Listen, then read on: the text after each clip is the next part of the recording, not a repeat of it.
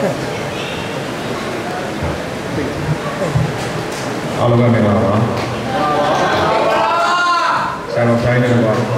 ရှင်သူများအားလုံးဒီစွာဒီသားစွာအားလုံးကိုကျေးဇူးတော်ပါတယ်ဒီမာရီလိုမျိုးမှာရှိတဲ့ဒီကောင်မများနဲ့တွေ့ရဆုံးရတဲ့အတွက်ဝန်တာပါတယ်အဲ့တော့ဆရာတော်ဘုရားကြီးကနေစပြီးတော့ရှင်းလာဆရာမဆိုဝင်ဆရာဘုရားကြပြားလေးအချင်းတွေပြောကြဆိုကြခုနောက်ဆုံးမှာပြောရမယ်ကျွန်တော်လည်းဒီလိုပဲရှင်းပြထားပါတယ်ပေးတဲ့ကောင်းတဲ့လူက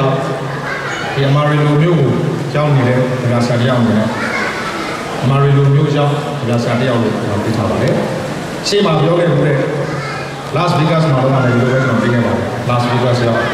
ဒီကဆရာတယောက်ဒီခီးကိုစထွက်လာမယ်ဆိုတဲ့ကသူတို့ရဲ့ကြပြားတွေကိုအားတူပြီးတော့ပြောမယ်ဆိုတဲ့စိတ်ကူးလေးရှိပါတယ်မြန်မာနိုင်ငံမှာပြောရတဲ့ပွဲတွေမှာဒီခုဆိုတာကိုလည်းအသိထားမိပါတယ်။ဘာဖြစ်လို့လဲဆိုတော့တိုင်းပြည်နိုင်ငံချင်းပြည်တော်တော်များများလူငယ်မှုကလေးစရာအဆင့်တန်းတွေကစပြောင်းလဲသွားတဲ့ကျွန်တော်တို့ဒီကောင်မှများနဲ့ပြန်တွေ့တဲ့အခါမှာအဓိကစကားဘာပြောရမလဲစဉ်းစားဖြစ်ပါတယ်။အဲဒီလိုစဉ်းစားတဲ့အခါမှာတိုင်းရင်းပညာဆိုတဲ့ကိစ္စကတော့အင်တာနက်ကောင်းတဲ့ဒီလိုနိုင်ငံမျိုးမှာအားလုံးကသိကြပါမြန်မာနိုင်ငံမှာရှိတဲ့မိတ်ဆွေတွေနဲ့ Facebook ကနေဆက်သွယ်ထားမယ်ဆိုရင်စက္ကန့်နဲ့မခြားမိနစ်နဲ့မခြားမြန်မာနိုင်ငံမှာပေါ်ပေါက်နေတဲ့ဖြစ်ပွားနေတဲ့အကြောင်းအရာတွေကိုအချိန်မရွေးသိနိုင်ပါတယ်။အဲ့တော့ဒီ line ပေါ်မှာရှိတဲ့ကျွန်တော်တို့ဟောခဲ့ပြောခဲ့တဲ့ခွေတွေကနေဆင်လဲကျွန်တော်တို့ကိုသိနိုင်ပါတယ်။ဒါမှမဟုတ်အသိပေးတဲ့မိတ်ဆွေတွေရှိရင်လည်းအခုကျွန်တော်တို့တွေ့ရဆုံးရမိတ်ဆက်ရတဲ့အတွက်ဝမ်းမြောက်ပါတယ်ဝမ်းမြောက်ပါတယ်။မြန်မာနိုင်ငံကိုလွှမ်းရင်မြန်မာနိုင်ငံရဲ့အကြောင်းတွေကိုသိချင်တယ်ဆိုရင်တော့ခဏက line ပေါ်မှာရှိတဲ့ကျွန်တော်တို့စာရေးဆရာများဆရာတော်များရဲ့ဟောကြားတဲ့တရားတွေကျွန်တော်တို့ဆွေးနွေးတဲ့စာပေအကြောင်းအရာတွေရှိနေပါတယ်။ဒီမှာရီလိုမျိုးလေးကိုရောက်တဲ့အခါမှာတော့ကျွန်တော်တို့အင်မတန်မင်္ဂလာရှိပါတယ်။အများဆရာတယောက်အတွက်ဘယ်လိုအချိန်နေရာမင်္ဂလာရှိလဲလို့သတ်မှတ်ရမယ်လို့ပြောရင်အများဆရာတယောက်ကြပြားရေးနိုင်တဲ့နေ့ဟာသူ့ရဲ့မင်္ဂလာရှိဆုံးနေ့ပါ။ဒီကနေ့ဒီအမာရီလိုမျိုးမှာကျွန်တော်ကြပြားကိုရေးပြပါတယ်။ကျွန်တော်ကြပြားရေးတဲ့တန်းလျှောက်မှာကျွန်တော်ကြပြားဖို့ရာနဲ့ချီပြီးတော့ရေးခဲ့ပါတယ်ဒီကနေ့တက်တဲ့ဆန်ဆိုင်နောက်ထပ်ကြပြားတော့ရေးပြပါတယ်အဲ့ဒါကြပြားဆန်တော့ဖြစ်တဲ့ကျွန်တော်တို့တော့ဒီအမာရီလိုမျိုးလေးမှာတကယ်အမှတ်တရဖြစ်ရပါတယ်အဲ့လိုကြပြားတို့ရေးတဲ့အတွက်မြန်မာနိုင်ငံမှာစာမှုကလောက်ရမယ်လို့ပြောရင်အများဆုံးပြီးတဲ့စာမှုက1000ကျပ်ဖြစ်ပါတယ်3000 5000 9000 1000အမျိုးမျိုးဖြစ်နိုင်ပါတယ်ကိုရေးတဲ့စာဆောင်မယ်တဲ့ဂျာနယ်ပေါ်မှာမူတည်ပြီးတော့အများဆုံးရနိုင်တဲ့ပတ်စံကတော့1000ဖြစ်ပါတယ်မြန်မာနိုင်ငံမှာဒီကနေ့အများဆုံးအမြင့်ဆုံးတန်ဖိုးနဲ့ထုတ်ဝေတဲ့ပတ်စံရတန်ဖိုးကလည်း1000တန်ဖြစ်ပါတယ်လွန်ခဲ့တဲ့၄ခါလေးကတော့ကျွန်တော်ကစကားတစ်ခုပြောခဲ့လို့ပါတယ်အဲ့ဒီအချိန်တုန်းက1000တန်မထွက်သေးပါဘူးအဲ့ဒီအချိန်တုန်းကအမြင့်ဆုံးပတ်စံမှာ9000ကျပ်9000တန်ဖြစ်ပါတယ်အဲ့ဒီအချိန်မှာကြပြားစာရီအမြင့်ဆုံးရတဲ့ဆောင်ကလည်း9000ကျပ်ဖြစ်ပါတယ်ဒီမှာရှိတဲ့ဒေါ်လာနဲ့တွက်မယ်ဆိုရင်တော့လွယ်ကူတွက်ရင်$5ပေါ့5ချက်ပေါ့အဲ့တော့ကျွန်တော်စာပေစနစ်ထက်ကနေစကားတစ်ခုပြောတယ်ပေါ့ခင်ဗျားဆရာကြီးဟာခင်ဗျားတို့ရေးရင်ရမယ်စာပေကဟာ$9အဲ့ဒီ$9ကိုရချင်လို့ဒီခင်ဗျားရဲ့စာပေကိုရေးတာမဟုတ်တာတော့သိချတယ်အဲ့ဒီပတ်စံလေး$9အတွက်$1500လောက်ပြောင်းခဲ့ရတယ်ခင်ဗျားဆရာတွေလည်းအများကြီးပါပဲလို့ကျွန်တော်ပြောခဲ့ပြီပါအဲ့တော့ပတ်စံ9000ဆိုတာရင်1500ဆိုတဲ့ကိစ္စကြီးကျွန်တော်တိုင်းကျွန်တော်နိုင်ငံမှာစာပေလူ့ကနာသမားတွေမှာများသောအားဖြင့်လက်ရှိအာဏာကိုနိုင်ဆွဲပြီးတော့အုပ်စိုးတတ်တဲ့အုပ်ချုပ်သူလမ်းသားများရဲ့စန့်ကျင်ဘက်မှာရှိကြပါတယ်သို့တော့စာရေးစာကလည်းဆရာတွေအကုန်လုံးရှိနေတာလားလို့မေးရင်တော့အခုတော့မှတ်ယူလို့မရပါဘူးပြည်သူကိုချစ်တဲ့ပြည်သူကိုအလေးထားတဲ့ဆရာတော်တွေတန်ခါတော်တွေဥပမာဆိုပါစို့ကျွန်တော်တို့ရှေ့မှာရှိတဲ့ခင်ဗျားဝါဆရာတော်ဘုရားကြီးပြည်သူလူထုဘက်ကရပ်တည်တဲ့အခါကျတော့အစိုးရကိုစန့်ကျင်ပြီးသားအလိုလိုသဘောတရားဒီလိုပါပဲစာရေးစာတွေကဆရာတွေကလည်းအစိုးရကိုစန့်ကျင်ပြီးတော့ပြည်သူလူထုဘက်ကိုရပ်တည်လိုက်တာနဲ့အစိုးရနဲ့အုပ်ချုပ်သူလူရန်စားအာဏာရှင်နဲ့ဘက်တစ်ဖက်စီဖြစ်သွားတယ်အဲ့ဒီနေရာမှာအစိုးရအကြလိုက်ပြီးတော့ဆောင်ရွက်တဲ့ဆရာတော်များရှိနိုင်တယ်လို့စာရေးဆရာများရှိနိုင်တယ်လို့ခင်ဗျားဆရာများလည်းရှိနိုင်တယ်သို့တော့ဒါကတော့ဖြင့်ပြည်သူလူထုကမှတ်ချက်ပေးရမယ်ကိစ္စဖြစ်တဲ့အတွက်ကျွန်တော်တို့နိုင်ငံအများကြီးဆွေးနွေးစရာမ မရှိပါဘူးအဲ့တော့ဒီကနေ့ကျွန်တော်အနေနဲ့ခုချိန်မှာစာမုပ်ကနေနဲ့တောင်းလို့သာအများဆုံးရနိုင်တဲ့ကြံလေးဆုံးရင်းဖြစ်တယ်အဲ့ဒီကြံလေးအပေါ်မှာမနေ့ကမိတ်ဆွေတယောက်ကိုပြောပြပါတယ်သိတဲ့တိုင်းနဲ့ချီပြီးတော့ပစ္စည်းဥစ္စာတွေရနိုင်တယ်လို့ခံစားပါတယ်ကြံဆရာတယောက်အတွက်ကြံရတဲ့နေ့ဟာပြောဆွမ်းစရာကောင်းကောင်းနေပါအဲ့တော့ကျွန်တော်ရင်းပြီးတဲ့အကြောင်းအရာလေးချက်ချင်းပဲကျွန်တော် online ပေါ်မှာတင်လိုက်တဲ့အခါမှာမိတ်ဆွေတွေကအနှံ့ရှိနေတဲ့အတွက်ကျွန်တော်ကြံလေးပေါ်မှာမှတ်ချက်ပေးတဲ့လူတွေတုံ့ပြန်တဲ့အကြောင်းအရာချက်ချင်းကျွန်တော်တို့ခံစားရပါတယ်အဲ့တော့ဒါဟာခုနက internet line ကိုကောင်းခြင်းဆက်သွယ်ရလွယ်ကူခြင်းဆိုတဲ့ channel တွေကြောင့်လည်းဖြစ်ပါလိမ့်မယ်ကျွန်တော်ရေးပြတဲ့ကြံလေးကအမေရိကဆိုတဲ့ခေါင်းစဉ်နဲ့ရေးပြတာပါဒီမျိုးကိုရောက်မှရေးပြခြင်းဖြစ်ပါတယ်ခေါင်းစဉ်ကိုတော့ကျွန်တော်ကအမေရိကလို့ပေးလိုက်ပါတယ်လေရင်တွေကရင်ကောင်းတွေလိုဝဲနေတယ်အဲ့ဒီလေရင်တွေကရင်ကောင်းတွေလိုဝဲနေတယ်ဆိုတဲ့စာလေးအကြောင်းကတော့ဆန်ဖရန်စစ္စကိုစရောက်ကလေးကခံစားမိတဲ့ခံစားချက်တွေ။ကောင်းကင်ကိုမော့ချတဲ့အခါမှာလေရင်တွေကတကယ်ကိုဥလို့ပြန်တန်းနေပါတယ်။အဲဒီမှာကျွန်တော်တို့ချစ်ခင်ရတဲ့လူဖြစ်တဲ့ကံပြန်ပြောပါတယ်။ကမ္ဘာလေးကိုဒဇင်းလုံးပြန်နေတာတဲ့။တကယ်တမ်းတွေ့ရင်အများကြီးပြည့်တဲ့လေရင်တွေက24နာရီပတ်လုံးပြန်နေတာ။ဆိုတော့ကျွန်တော်နိုင်ငံမှာတော့လေရင်တွေကတော့မတွေ့ရနိုင်ပါဘူး။အုံနဲ့ချင်းနဲ့ပြန်တန်းနေတဲ့ရင်ကောင်းတွေပဲတွေ့ရနိုင်ပါတယ်။အဲ့တော့ကျွန်တော်နိုင်ငံရဲ့အမေရိကန်ဖြစ်တဲ့ရင်ကောင်းနဲ့ဒီနိုင်ငံမှာပြန်နေတဲ့လေရင်နဲ့ကျွန်တော်ကနေစားမိတာအဲ့တော့လေရင်တွေကရင်ကောင်းတွေလို့ဝဲနေတယ်ကားတွေကပြည့်စိတ်တွေလို့စီတန်းနေတယ်အဲ့တော့ဆန်ဖရန်စစ္စကိုကနေပြီးတော့ကျွန်တော်တို့အဲကွာဖြစ်တဲ့ဓမ္မပိဋကကျောင်းတော်ဘက်မှာတွားမယ်ဆိုလို့ရှိရင်ကျွန်တော်တို့ကလမ်းကိုအသွားပြန်အိုင်ဝေးလမ်းမှာဖြတ်အဲ့လိုဖြတ်ရတဲ့အခါမှာအင်မတန်ကျေပြောတဲ့လမ်းမကြီးတစ်ဖက်ကနေမောင်းနေတဲ့အခါမှာကျွန်တော်တို့နောက်ကနေမြင်ရတယ်လို့ကားရဲ့နောက်မီးဖြစ်တဲ့မီးတွေကိုကန်းစီပြီးတော့မြင်ရပါတယ်။နေရာမလားကားတွေတစ်စိမ့်ပြောဆွေတွေလိုပြေးပြေးနေတာကိုမြင်ရတယ်။တစ်ဖက်ကစတင်မဲ့လမ်းကိုကြည့်မယ်ဆိုရင်တော့ဒီဘက်ကိုမီးထိုးပြီးတော့မောင်းလာတယ်။မီးဝါကားလမ်းတွေကိုဥလို့မြင်ရပါတယ်။ကားတွေများနေတယ်လမ်းတွေကတော့တိတ်ကိုကြက်ဘူး။လမ်းတွေကိုမျိုးစုံစီမံခန့်ခွဲပေးထားတဲ့အတွက်အဲ့တော့ဒီမှာ traffic jam လို့ပြောတဲ့နေရာတွေကိုရောက်ကျွန်တော်တို့ကပြုံးမှုမြန်မာနိုင်ငံကလာတဲ့လူဖြစ်တဲ့အတွက်ဒီမှာဖြစ်တဲ့ traffic jam က traffic jam ဆိုတာကျွန်တော်တို့ကပြည့်စုံကြတော့ပဲရှိပါတယ်ကျွန်တော်တို့နိုင်ငံမှာဖြစ်နေတဲ့ရင်ကြောပိတ်ဆို့မှုဆိုတာလှုပ်လို့မရပါဘူးကျွန်တော်တို့မျိုးတွေနောက်ပိုင်းမှာနေတယ်စူးလီမှာအလုပ်ရှိပါတယ်ဒီမျိုးတွေနောက်ပိုင်းကနေစူးလီကိုသွားဖို့အတွက်ချိန်2နာရီပြရပါတယ်အသွား2နာရီအပြန်2နာရီလူတယောက်ဟာ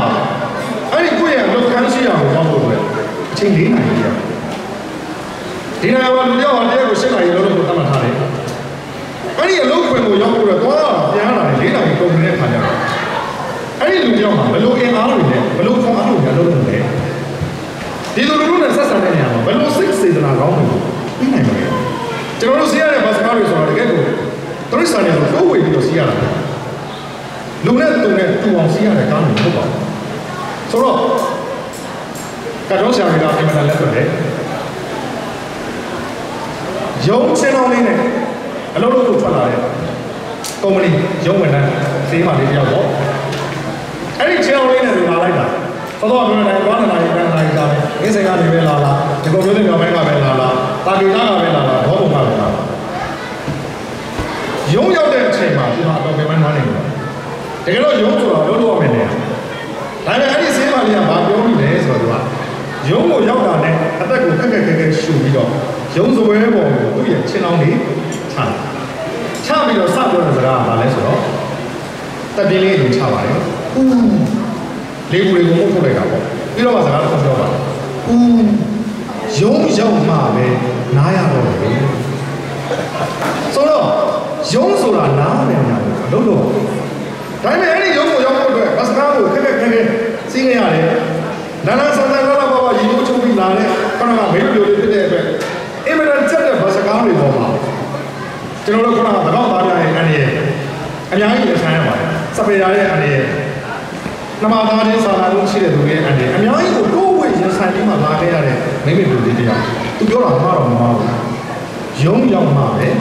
နားရတော့တကယ်တမ်းကိုရောက်တဲ့ခါမှာတကယ်နားတာပတ်စာမပေးရင်လုံးမလုပ်တော့လက်ဖေးကိုမရရင်လုံးမလုပ်တော့အဲ့ အဲ့ဒီလိုလေးနဲ့ကျွန်တော်နိုင်ငံမှာခဏဇာရိတာနဲ့ဆိုင်တဲ့ဇဲတက်တဲ့ကိစ္စတွေအများကြီးပေါ်လာပါတယ်အဲ့တော့ဒီမှာတော့ဖြင့်ကားတွေကတရက်စစ်တွေစီတန်းနေတယ်ဒါပေမဲ့အေးစစ်စစ်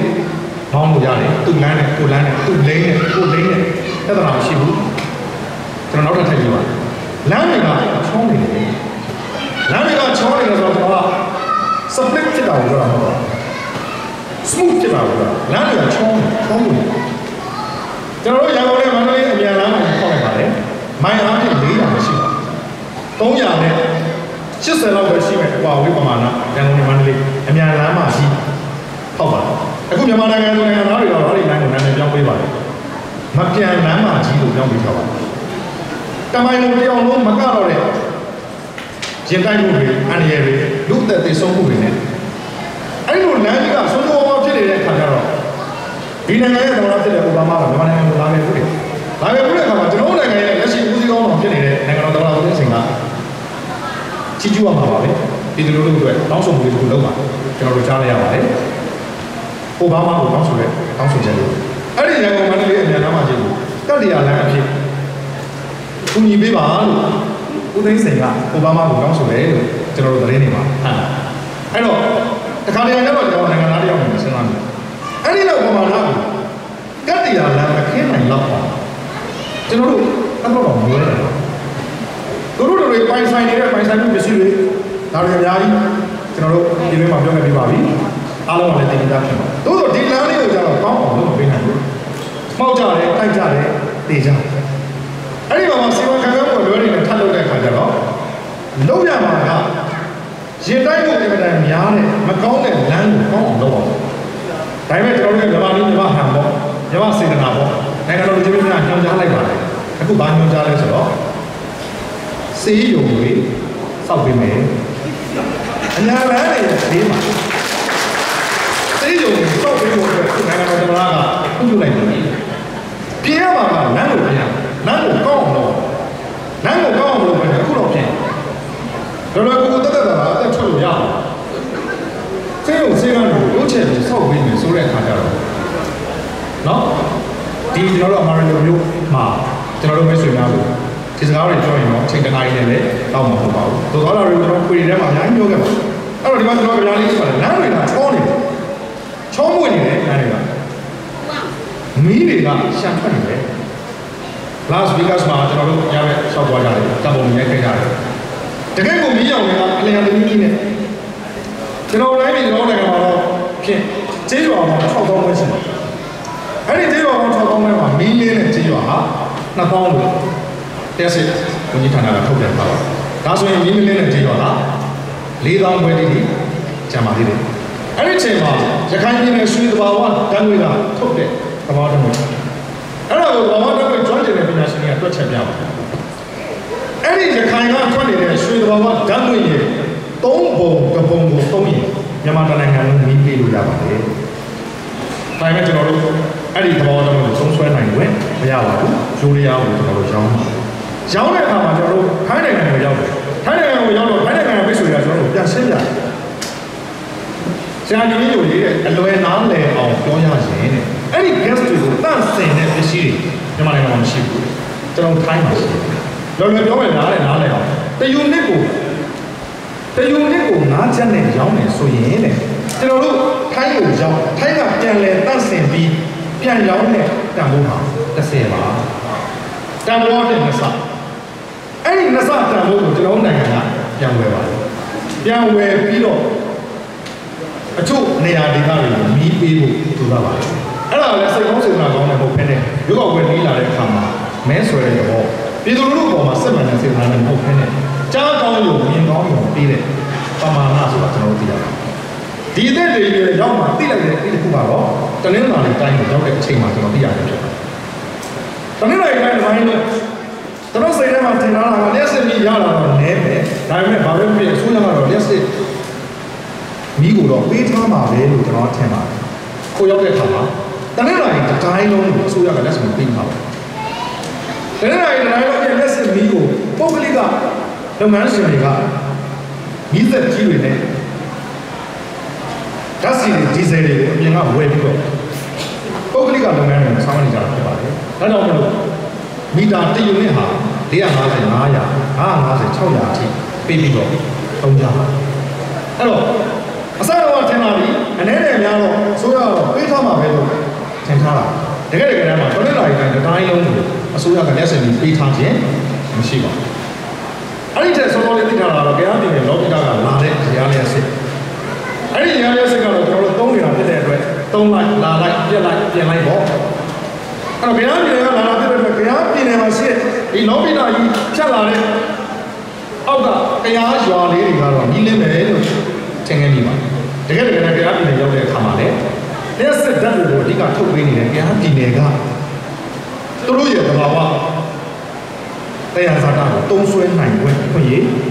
မရှိပါဘူးဒီလိုနည်းနဲ့ကျွန်တော်နိုင်ငံမှာငြိမ်းချမ်းရေးဆိုတဲ့စကားလုံးနဲ့အဝေးမှာအဲ့ဒါကိုခက်ခဲကြီးစွာဖြတ်သန်းနေကြတယ်ကချင်ကြားပြည်ချင်းမိုးမြန်မာရခိုင်ရှမ်းအားလုံးကိုပေါင်းလိုက်ရင်မြန်မာပေါ့အမှားပဲတိုင်းရင်းသားတွေအားလုံးကိုစုလိုက်လို့ရှိရင်ပေါ်ပေါက်လာမယ်မြန်မာနိုင်ငံမှာဘလို့မှညီညီလေးအတွက်သူမရှိနိုင်ကြဘူးအဲ့တော့ကျွန်တော်တို့ကလူရင်းကိုရှင်းပြောကြတယ်ဘာကြောင့်ညီညွတ်နိုင်ပါလဲဘာကြောင့်သူမရှိနိုင်တာတရားစာသားတွေကိုခွဲဝေသုံးစွဲတဲ့အခါမှာမညီညွတ်မမျှတတဲ့အတွက်တိုင်းသားတွေကကျင်းနေကြတယ်အဲ့ဒီအတွက်ဘယ်အချိန်ညီညွတ်မလဲလို့မေးရင်တော့မြန်မာနိုင်ငံမှာရှိတဲ့တရားစာသားတွေအားလုံးကုန်သွားတဲ့နေ့ဟာရင်းနေရမယ်နေပဲလို့ကျွန်တော်တို့အဲ့လိုပြောရတယ်အဲ့တော့ဘုရားအောင်ဆန်းကပြောခဲ့ပြီဗမာတစ်ချက်ကချင်တစ်ချက်ဗမာတစ်ချက်ကရင်တစ်ချက်ဗမာတစ်ချက်ရှမ်းတစ်ချက်ဗမာတစ်ချက်ကယားတစ်ချက်ဒီလိုပေါ့ဆုံးအောင်တော့9မျိုးကိုပြောပါဗမာတစ်ချက်ရခိုင်တစ်ချက်ဘိုးကျော်အောင်ဆန်းကတော့ညီလူကြလို့ဖြစ်အောင်ပြောခဲ့တာဒါပေမဲ့ဘိုးကျော်အောင်ဆန်းရဲ့နောက်ကပေါက်လာတဲ့ခဏကယူနီဖောင်းကိုဝတ်ထားတဲ့ပုဂ္ဂိုလ်များကတော့သူတို့လူရဘက်ကိုဆွဲပြီးတော့ဒိတ်ပဲပတ်မှာလေဗမာတစ်ချက်ကချင်တစ်ချက်ဗမာတစ်ချက်ရှမ်းတစ်ချက်ဗမာတစ်ချက်ရခိုင်တစ်ချက်အားလုံးပေါင်းလိုက်တဲ့အခါကျတော့ဒီနားနဲ့တစ်ချက်စီကြတဲ့အချိန်မှာဗမာ9ချက်ရမှာလေအဲ့ဒီလိုနီးနဲ့ကျွန်တော်တို့ကမှရှိတဲ့တိုင်းသားတွေအားလုံးနဲ့မှာခုနကချင်ကြားခင်ရှင်းဒီပြည်နယ်တွေကိုရောက်အောင်ပွားတဲ့အခါမှာပွင့်လင်းတဲ့လူတွေကကျွန်တော်တို့ပြောပါတယ်နေတော့ဗမာတွေမကောင်းဘူးလေငါတို့တိုင်းသားတွေကမတရားဘူးအဲ့ဒီခါမှာကျွန်တော်တို့ကပြန်ပြီးတော့ဖြေရှင်းရပါတယ်တကယ်တော့ဒီမကောင်းတဲ့ဓာတ်ကိုခံရတာဟာမင်းတို့တိုင်းသားတွေကြီးပဲမဟုတ်ပါဘူးငါတို့မင်းတို့ကမြန်မာလို့ခေါ်တဲ့ငါတို့လည်းခံရတာပါပဲမကောင်းတဲ့အုပ်ချုပ်မှုအောက်မှာစစ်အာဏာရှင်လက်အောက်မှာခံရတဲ့ဒုက္ခတွေကတော့တူတူပါပဲကချင်ရကြတဲ့ကရင်ချင်းခွဲမနေပါနဲ့အဲ့တော့ဒီဒုက္ခတွေကလွတ်ဖို့ကြိုးစားမယ်ဆိုရင်တော့ငါတို့အားလုံးစုစုစည်းစည်းညီညီညွတ်ညွတ်နဲ့ဒီညံ့ပြင်းတဲ့အစိုးရမကောင်းတဲ့အစိုးရကိုဖြုတ်ချရမယ်ဆိုတဲ့နီလန်တလန်နဲ့ရှိပါတယ်ဆိုတဲ့စကားမျိုးကျွန်တော်တို့ပြောကြရပါတယ်အဲ့တော့ဒီမှာကျွန်တော်ကလာလေးရေးပါတယ်ပထမ၄ပတ်လေရင်တွေကရင်ကောင်တွေလိုဝဲနေတယ်ကားတွေကလျှက်စိတ်တွေလိုစီတန်းနေတယ်လမ်းတွေကချောနေတယ်မီးတွေကရှမ်းထွက်နေတယ်၄ပတ်ရေးပါတယ်မြန်မာပြည်သူတွေကမြန်မာပြည်သားတွေကအခုကျွန်တော်မိုင်းပေါ်မှာ comment ပေးတဲ့သူတို့သိကြိုက်တဲ့သူတို့နေသက်ပါတယ်ဆိုတော့ပိုင်ကြီးကအောက်မှာရေးထားပါတယ်ကျွန်တော်ဆက်ရေးပါတယ်လူတွေကလည်းလူနဲ့တူလုံးလို့လူတွေကလည်းလူနဲ့တူလုံးလို့လူရုပ်မပေါ်တဲ့နိုင်ငံကလာတဲ့သူတို့ကိုငေးယူနေရဒီနိုင်ငံမှာတွေ့တဲ့လူတွေကလူတွေနဲ့တူလုံးနေတယ်ဒါတော့ကျွန်တော်ကြပြလေးနဲ့တင်သားတာလူရုပ်မပေါ်တဲ့နိုင်ငံကလာတဲ့သူတို့ကိုငေးယူနေရတယ်အားလုံးကလွတ်လပ်နေတယ်အားလုံးကပေါ်ပါနေတယ်သူတို့ရဲ့ပုံမှန်တဲ့အမှုရာလို့ရှားမှုတွေအားလုံးပါတစုံတရာကိုစိုးရွံ့နေတဲ့ပုံမှန်တဲ့ကျွန်တော်တို့မှမတွေ့ရအားလုံးကလွတ်လွတ်လပ်လပ်ပေါ်ပျော်ရွှင်ရွှင်နဲ့ယုံယုံကြည်ကြည်နဲ့ဆက်ဆံခြင်းခံရတာကိုကျွန်တော်တို့တွေ့ရပါတယ်တလားလုံးကျွန်တော်တို့ကားတွေမောင်းလာတယ်ဓာတ်စီဆိုင်ရောက်တဲ့နေရာမှာခဏပြုတ်နားဖို့အတွက်ခြေချောင်းနဲ့ဆက်လောက်ကြတယ်အဲ့ဒီဓာတ်စီဆိုင်ရှိတဲ့စတိုးဆိုင်မီနီမားကတ်ထဲကိုဝင်ရတယ်ဗမာတွေးတဲ့အခါမှာ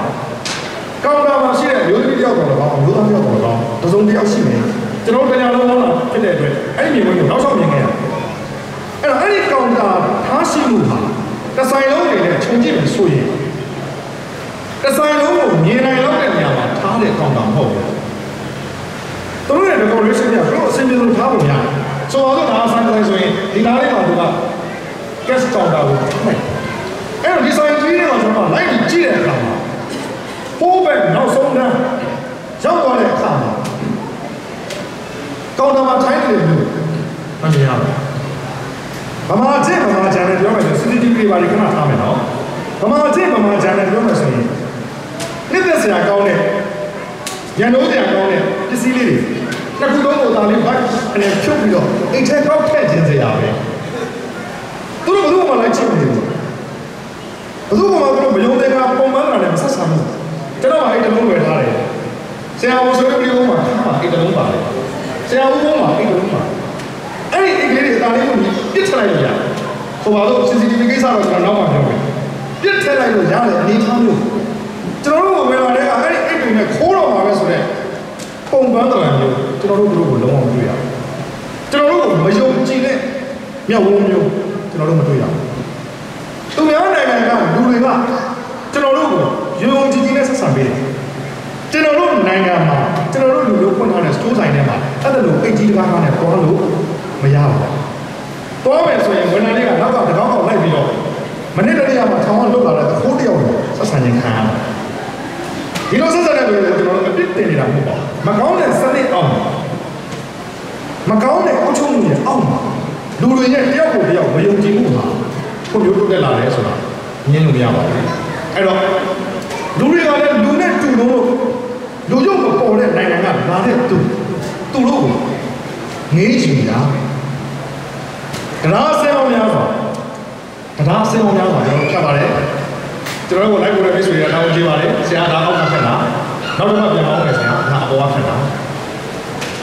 အောက်ကတစ်ခါဖက်ပါတယ်အပေါ်ကတစ်ခါဖက်တရားစင်အောင်များစွာကျွေးကြော်တာဆိုင်းဖို့တစ်ချက်ကလေးတော့မတွေ့ရဘူးကျွန်တော်တို့ကဆိုတော့နားနေလို့ဆိုရင်တရားစင်ပြီးတာနဲ့အဲ့ဒီတရားကိုဘုံလုံးဆရာ3ခုလောက်လာတော့ရုပ်ရည်နာကနေပြီးတော့အဲ့ဒီတရားတွေကြောင့်မဆိုးတော့ဖြစ်သွားတဲ့ကလေးတွေကျွန်တော်နိုင်ငံမှာအများကြီးရှိပါတယ်အဲ့ဒီတရားတွေမှာတရုပ်ဆောင်ရင်းနဲ့တရုပ်ဆောင်ဖြစ်သွားတဲ့သူတွေကျွန်တော်နိုင်ငံမှာအများကြီးရှိတယ်တရားဆိုတော့တရားမင်းသမီးပေါ့ဆိုတော့ကျွန်တော်နိုင်ငံမှာမင်းသမီးလေးတယောက်ရှိတယ်သူကရိုးတန်းတန်းပြောတယ်နေပါတယ်ကျွန်မကလည်းအခုမှအကယ်ဒမီရမယ်ပဲနိုင်ငံတော်ရဲ့ policy ကားတွေကိုနောက်လျှောက်ရိုက်ပြခဲ့တဲ့သူပါတဲ့ဒီမင်းသမီးကကျွန်တော်တို့နော်ဒီမင်းသမီးလေးကိုကျွန်တော်တို့ချစ်ခင်တဲ့မင်းသမီးလေးပါတိုးတော့သူ့မှာနိုင်ငံရေးခံယူချက်လို့ပါလို့ကြီးကြီးမားမားလေးလေးနဲ့ဒါတော့သူ့အပြစ်မပြောပါဘူးသူဘာမှလည်းအမှားကြီးမလုပ်ပါဘူးအဲ့တော့သူကကိုယ်လေးလေးပြောပါအခုမှအကယ်ဒမီရလာတဲ့ကျွန်မနိုင်ငံတော်ရဲ့ policy ကားတွေကိုနောက်လျှောက်သူ့ဆောင်ပေးခဲ့တဲ့သူပါတဲ့ဆိုပြီးတော့မင်းသမီးလေးကလိုပြောပါတယ်တော့နိုင်ငံရေးပြည်လုံးမျိုးနဲ့ကြည့်မယ်ဆိုရင်တော့ဒါသူ့ဘက်ကအားနဲ့လို့ပြောမှာပေါ့သူ့ဘဝရက်ပြည်လူတွေနဲ့သူကတော့ကျွန်တော်တို့အပြစ်ပြောစရာမရှိပါဘူးသူ့ရဲ့အမှုပညာလုပ်လေးကိုပဲလုပ်နေတာဖြစ်တဲ့အတွက်အဲ့တော့ဒီမှာတရားအစင်းအောင်များမှတွေ့ရတယ်။ဟာကျွတ်တော်ဆိုင်အောင်မှာကျွန်တော်တို့မတွေ့ရဘူး။ဘယ်သူမှဒါကြီးကိုနာပြီးတော့ကျေးဇူးခံကျေးဇူးဆောင်လို့စက်ကလုံးနဲ့ဖွင့်လက်ဘယ်နဲ့တပြေခဲနဲ့ပေါက်တက်ကြရလို့ကျွန်တော်တို့မတွေ့ရပါဘူး။အင်မတန်ကြီးမားတဲ့တိဆောက်မှုတွေကိုမြင်ရတယ်။ကျွန်တော်တို့နိုင်ငံမှာကျွတ်တော်တာတွေအင်မတန်များတဲ့နိုင်ငံဖြစ်တယ်။မလို့လားအပ်တဲ့စာသားတွေနဲ့တိုင်းပြည်ကိုဆောက်ထားတယ်လမ်းတွေမှာအဓိကဆရာမှာလမ်းတော်ဆိုင်ဖို့ကျွန်တော်နိုင်ငံမှာလမ်းတော်ဆိုင်ဖို့မရှိဘူးတရားကိုသိချင်ကားရက်ပြီးတော့ဆင်းနေရတယ်ဆင်းမမေးတယ်လည်းဖြေတဲ့သူကမင်းလာလို့အကြောင်းကြီးမေးတာလားဆိုတော့ဘာမှလာတယ်ကျွန်တော်တို့ကြုံရပါတယ်လမ်းတွေမှာအဓိကလိုတာကလမ်းတော်ဆိုင်ဖို့အဲ့ဒီလိုအပ်တဲ့လမ်းတော်ဆိုင်ဖို့တော့မရှိဘူးမလိုအပ်တဲ့ညွှန်ကြားချက်တွေရှိပါအမိနိုင်ငံတော်ကိုချစ်တယ်လို့ပါစလုံးကြီးရေးပါနောက်ခံအနည်းစလုံးဖြစ်အဲ့တော့စစ်အာဏာရှင်တစ်လျှောက်လုံးမှာစီးပွားဖြစ်တဲ့သူတွေကိုပြောပါလို့ဆိုရင်အစိုးရနဲ့ပေါင်းပြီးတော့လုပ်တဲ့ခရိုနီတွေပါတယ်ကြီးကြီးမားမားတွေကိုကျွန်တော်ပြောတော့ပါဘူးတော်တော်ကိုပေးလို့ရတဲ့ဥပမာတွေကတော့စစ်အာဏာရှင်ကိစ္စလုံးမှာစီးပွားဖြစ်တဲ့သူတွေကတော့ဖြင့်တင်းမောစေးရောင်းတဲ့သူတွေနဲ့စလုံးကြီးတဲ့သူတွေပါတရားရောမှာဒီဆိုင်လို့ပဲခဏခဏမိတဲ့ကောင်ကိုချစ်တယ်လို့ပါလို့သလားဒီစကားလို့သလားအရှိဘက်ကနေသွားရင် AR ကိုဖြတ်တယ်အနောက်ဘက်ကနေလာရင်ဆင်းလို့မြစ်ကိုဖြတ်အဲ့ဒီရွာဟာမြင်းနှမြရဲ့ကြားမှာရှိတဲ့ရွာလေးအရှိဘက်ကလာရင် AR မြစ်ကိုဖြတ်အနောက်ဘက်ကလာရင်ဆင်းလို့မြစ်ကိုဖြတ်မြင်းနှမြထဲကတမြစ်မြစ်ကိုမဖြတ်ဖဲနဲ့အဲ့ဒီရွာကိုဘယ်နည်းမှမရောက်အဲ့ဒီလိုဖြတ်ပြီးတဲ့အခါမှာရွာကိုတို့ကြည့်ရောက်သလားမရောက်ပါဘူးလက်ကလေးရိုးလေးအတိုင်းဆိုင်ကယ်လေးကိုကားရဖပြီးတော့နိုင်ဝတ်တနိုင်လောက်မောင်းမှရောက်မယ်ဆို မူးလို့ရှူကြရမရှိဖုန်းတစ်ထောင်းထောင်းနဲ့နောက်ချင်းနဲ့တင်းတင်းနဲ့ချိန်ပါပြီတယ်လီဖုန်းလိုင်းကကောင်းကောင်းမမီအဲ့တော့မြန်မာနိုင်ငံမှာရှိတဲ့ Orly 2လို့တယ်လီနော်လို့စောစောကပြောတဲ့ Orly 2ခဏကမျိုးပါတာတာနဲ့ပြဿနာတက်နေတဲ့ Orly 2အဲ့ဒီ Orly 2ကအဲ့ဒီမှာတိုင်လာဆိုင်တယ်တိုင်လာဆိုင်တယ်ဆိုတော့အဲ့ဒီမှာဖုန်းကောင်းကောင်းဆက်လို့ရတော့မယ်ဟောရာဘူးကျောင်းဆရာတွေညွှန်ကြားခြင်းဘာသာကြားကိုအားမပေးနိုင်ဘူးခုချက်ချင်းပြန်နှုတ်သွားဆိုလို့ကုမ္ပဏီကလူတွေစိတ်ညစ်ပြီးပြန်နှုတ်သွားတယ်အဲ့တော့ကျွန်တော်တို့ကမေးတယ်ဒါပြင်ခဏလေးကဆက်သွယ်ရင်မတတ်နိုင်ဘူးဒါကျွန်တော်တို့ပို့ဝေရတဲ့နော်ဒီပါလို့ဖြစ်တယ်ဆရာတော်တိုင်းကိုသိပါလေဒီလုပ်တွေကိုကျွန်တော်တို့လုပ်နေကြတာဆရာတော်တို့ကလည်းဆရာတော်ရဲ့ဆိုင်တဲ့လုပ်တွေကိုပြောကြဆုံးမကျွန်တော်တို့ကခုနကဆရာတော်တွေတန်ခါတော်တွေနဲ့ပတ်သက်တဲ့ကိစ္စတွေကြတော့လူပုဂ္ဂိုလ်တွေနဲ့ပြောဆိုတာခက်ပါတယ်တတိယလုပ်သွားတဲ့ကိုထင်လင်းထောင်နေကြပါဆိုတော့ကျွန်တော်တို့လည်းတတိလို့ရင်ထောင်ထဲရောက်နေတော့ပါပဲသို့တော်ပြောတာဆရာတွေကျွန်တော်တို့ပြောကြတယ်အဲ့တော့ကျွန်တော်နိုင်ငံမှာအဲ့လိုဝါတော်ပိုင်းအသိဉာဏ်ပညာမပွင့်လင်းဘူးလေအဲ့လိုသူများကလာပြီးတော့ line တော့လုပ်ခဲ့တဲ့သူကိုမယူဘူးဆိုတော့အစိုးရပေးတဲ့ MPT line တော့ကောင်းမလားလို့မေးတော့ကြားလားဆိုတော့လည်းကျွန်တော်တို့ပတ်စံကိုသွားတယ်ပုံပြီးတော့လည်းကြားလာတဲ့လူတွေကအများနဲ့ပြောကြပါတယ်ဖုန်းပြောရင် hello လို့ပြောမယ်ဒါပေမဲ့မြန်မာနိုင်ငံကလာပြီးတော့တယ်လီဖုန်းဆက်တဲ့သူတွေကိုကြည့်တဲ့အခါမှာ hello ဆိုတဲ့စကားနဲ့ကြားလားလို့ပြောရတဲ့အတွက်ဂျပန်နိုင်ငံကလာတဲ့လူမျိုးကဖုန်းဆက်တဲ့အခါမှာသူက hello လို့မပြောပါဘူးကြားလားဆိုတော့ပြောပါတယ်ဘာလို့ကြားလားဆိုတာသူကကြားလားဆိုတော့ hello နေရာမှာစားသွင်းရတာအောင်းမိလို့အဲ့တော့ကျွန်တော်တွေကမှအဲ့လိုဆက်သွယ်ကြရတယ်စောစောကလည်းပြောလေကျွန်တော်တို့ကအဲ့ဒီမှာတဲရတယ်စောစောကဘယ်လိုလားအဲ့ဆိုင်ဖို့ဆိုတဲ့ကိစ္စကိုပြောနေတယ်ဖြစ်ပါတယ်အသက်80ရွယ်ရှိတဲ့အဖွားကိုရောက်အဖွားနေကောင်းရလားကောင်းပါလေဆရာအဖွားတက်တော့ရှိပြီလေ80ရှိပါပြီမျက်လုံးတွေကောင်းတယ်နော်သွားတွေကောင်းတယ်နော်ဘာကြီးသွားတော့ကောင်းတယ်ဆရာကိုရခုစားလို့ရသေးတယ်မျက်လုံးတော့မကောင်းဘူးဒီမျက်လုံးကဖက်ထားတာ6လလောက်ကြာတယ်ဆရာရဲ့အဖွားရဲ့သားသမီးတွေရောလို့သားသမီးတွေကရောင်လုံးမှာအခြေချနေကြပြီတိုက်နဲ့ကားနဲ့ဘိုးနဲ့အိမ်နဲ့ပြည့်စုံပါလေဆရာအဲ့တော့အဖွားကဒီမျက်လုံးကိုပြန်ခွဲဖို့ဟုတ်တယ်ဆရာတဲ့နောက်6လချိန်ထားပါလေဒါပေမဲ့အဖွားမပွားတော့ဘူးဘာဖြစ်လို့လဲအဖွားရဲ့မနေနိုင်ဘူးဆရာတိုက်နဲ့ကားနဲ့ဘိုးနဲ့အိမ်နဲ့ရောင်လုံးမနေနိုင်ဘူးဆရာတဲ့အသက်လည်းကြီးပါပြီတဲ့ဒီမျက်လုံးမကောင်းနေလည်းနေပါစေတော့တဲ့အဖွားစားတွေပါလေလည်းဖတ်မှာမဟုတ်တာတဲ့နားကကြားတယ်တဲ့ခရင်းကကောင်းပါလေတဲ့အဲ့တော့ဒီမျက်လုံးကိုတော့ဖတ်ပြီးတော့မကွဲတော့ဘူးမသွားတော့ဘူးဆရာတဲ့အဖွားမနေနိုင်ဘူးအော်အဖွားရဲ့အဖွားကဇာတိကိုတော့ဆွဲတာပဲတော့ဆွဲတာပေါ့ဆရာရဲ့ကျမဒီရွာမှာမွေးတာလေတဲ့ကျမအိမ်သားလည်းဒီရွာသားပဲနေတယ်သူခေါင်းချသွားတာလေဒီရွာပဲနေဆရာတဲ့ကျမခေါင်းချမဲ့နေရာလေဒီရွာပဲပေါ့ဆရာရဲ့ကျွန်တော်ပြောချင်တာအမိနိုင်ငံတော်ကိုချစ်တယ်လို့ပါလို့ပြောနေနေတာမလို့ဘူးကျွန်တော်တို့ကကိုယ့်ရဲ့တကူရင်ချမ်းသာကြွားမှုတွေတော့မှဆွတ်လို့ပြီးတော့ကိုယ့်ရဲ့ကိုယ့်ရွာမှာပဲနေတဲ့လူမျိုးပါအဲ့တော့အမိနိုင်ငံတော်ကိုချစ်တယ်လို့ပါလို့ရေးတဲ့သူတွေကြည့်လိုက်တော့အဲ့ဒီချစ်တယ်လို့ပါလို့လူပေါင်းကပြီးရေးတဲ့ကောင်တွေကပဲမြေကိုရောင်းစားကြရတာနဲ့တောင်ကိုရောင်းစားရတာနဲ့တောက်တာမများတွဲတွေကိုလက်လွဲပြီးတော့လက်လွဲထိုးပြီးတော့ရောင်းစားရတာနဲ့ပြီးတော့သူတို့ကလူပေါင်းကပြီးပြောတဲ့စကားကအမိနိုင်ငံတော်ကိုချစ်တယ်ကျွန်တော်တို့ပြည်သူလူထုကသူတို့ထက်ကိုချစ်တယ်အဲ့တော့ကျွန်တော်နိုင်ငံမှာဘယ်လိုလားတဲ့စိုင်းဖို့တူတက်တော်သားအမိတက်တော်သားအဖဆိုတဲ့စကားလုံးအဲ့ဒီစကားလုံးကြောင့်ကျွန်တော်နိုင်ငံရဲ့ဆရာတွေနဲ့ဒီနေ့ချိန်ကြီးကြောင်းထဲကပြောပြနိုင်ဘူးဆရာဦးဘုန်းတို့ဆရာမဆရာဝင်းတို့အများနဲ့ပြောပါတယ်ဆရာတော်ဘုရားကြီးလည်းအများနဲ့ကြားပါတယ်ပညာမှာအမိပညာမှာအဖဖြစ်ရမယ်တိုင်းပြည်ပညာမတက်လို့အောက်တန်းနောက်တန်းကြာနေတဲ့နိုင်ငံတို့တော့ကျွန်တော်နိုင်ငံမှာဒီနေ့ချိန်ကြီးပညာမှာအမိပညာမှာအဖဖြစ်ရမယ်အစားတက်တော်သားအမိတက်တော်သားအဖဆိုတဲ့ပုံမှန်တရားမျိုးနဲ့ဆောင်ရွက်နေကြတယ်ဘလိုလားတဲ့စိုင်းဖို့တွေနဲ့တကယ်လိုအပ်တဲ့တိုင်းတော့စိုင်းဖို့တော့မရှိဘူးမလိုလားတဲ့စိုင်းဖို့တွေတော့ပြည်သူလူထုတွေသင်ထားပါလေအဲကြောင့်ဒီမှာကျွန်တော်တို့တရားတွေကိုအထက်အောက်ဖြတ်တန်းတဲ့အခါမှာဒီလောက်ရှည်ရတဲ့လောက်ခန့်ထည်တဲ့တရားတွေမှာအပုံစားတာလွတ်ထားတဲ့စိုင်းဖို့တစ်ချက်ကလေးမှာကျွန်တော်တို့မတွေ့ရဘူးတရားစံတော်များဆိုတာကျွေးကြော်တာစိုင်းဖို့တစ်ချက်ကလေးပါမရှိကောင်းငင်ကပြောင်းနေတယ်ရေတွေကကြီးနေတယ် ကောင်းကင်ကိုမောနေတဲ့ကောင်ကောင်းကင်ကြီးကတကယ်ကိုကြည်လင်ပြဆင်တဲ့ကောင်းကင်ကြီးဖြစ်နေတယ်ရေတွေကိုကြည့်တဲ့အခါမှာရေတွေကကြည်လင်တဲ့တန့်စင်တဲ့ရေတွေဖြစ်နေတယ်အဲ့တော့ရေကြည်ရမျက်နှာပြဆိုတဲ့စကားလုံးကျွန်တော်တို့သုံးကြပါတယ်ဒီနိုင်ငံကိုရောက်လာတဲ့ဒီမြို့ကိုရောက်လာတဲ့ကျွန်တော်နိုင်ငံသားတွေနဲ့ကျွန်တော်စိတ်ထဲမှာရှိကကြောက်ဖို့ပြောလို့ပါပဲကျွန်တော်နိုင်ငံကိုပြန်လာဖို့ပြန်လာရအောင်လို့ဆိုတဲ့စိတ်မျိုးနဲ့ဘယ်နေရာတွေကမှကျွန်တော်ပြောခဲ့ပါကျွန်တော်တို့ဆိုင်စာရဲ့စိတ်ထားကအတူတူတသားနဲ့ပါခင်ဗျားတို့လည်းတော့ပြန်လာကြပါမယ်ဟုတ်ဘာဖြစ်လို့လဲဒီမှာမိတ်ဆွေများလုပ်ကိုင်နေတဲ့အဆင့်အတန်းအနေထားဝင်ငွေနဲ့ကျွန်တော်နိုင်ငံမှာပြည်နိုင်တဲ့အခြေအနေဟာဘလို့မှအဆမ်းမရှိဘူးအဲ့တော့မိတ်ဆွေများကိုကျွန်တော်နိုင်ငံကိုလာဖို့မတောင်းဆိုဘူးကျွန်တော်တို့ကလည်းဒီနိုင်ငံမှာအချာကြီးမနေနိုင်ဘူးကျွန်တော်တို့ကတော့ဖြစ်ကျွန်တော်တို့ဒုက္ခဆအလုပ်တွေကျွန်တော်တို့ရဲ့စိတ်ကူးစိတ်တန်းတွေကျွန်တော်တို့ရဲ့ရည်တည်မှုကဆောင်ရွက်စရာကျွန်တော်နိုင်ငံမှာရှိနေသေးတယ်ဒါပေမဲ့ကျွန်တော်ကရောက်နေတာနိုင်ငံသားရောက်နေတာစာပေကိုယ်တိုင်းမှာပြောတဲ့စကားလေးရှိတယ်ခင်ဗျားတို့ပြန်လာခြင်းစရာကောင်းတဲ့နိုင်ငံတစ်ခုဖြစ်အောင်ကျွန်တော်တို့တတ်နိုင်တာစူးစမ်းနေပါလိမ့်မယ်ပြန်လာခြင်းစရာကောင်းတဲ့နေ့ရောက်ရင်တော့ပြန်လာသေးကြပါ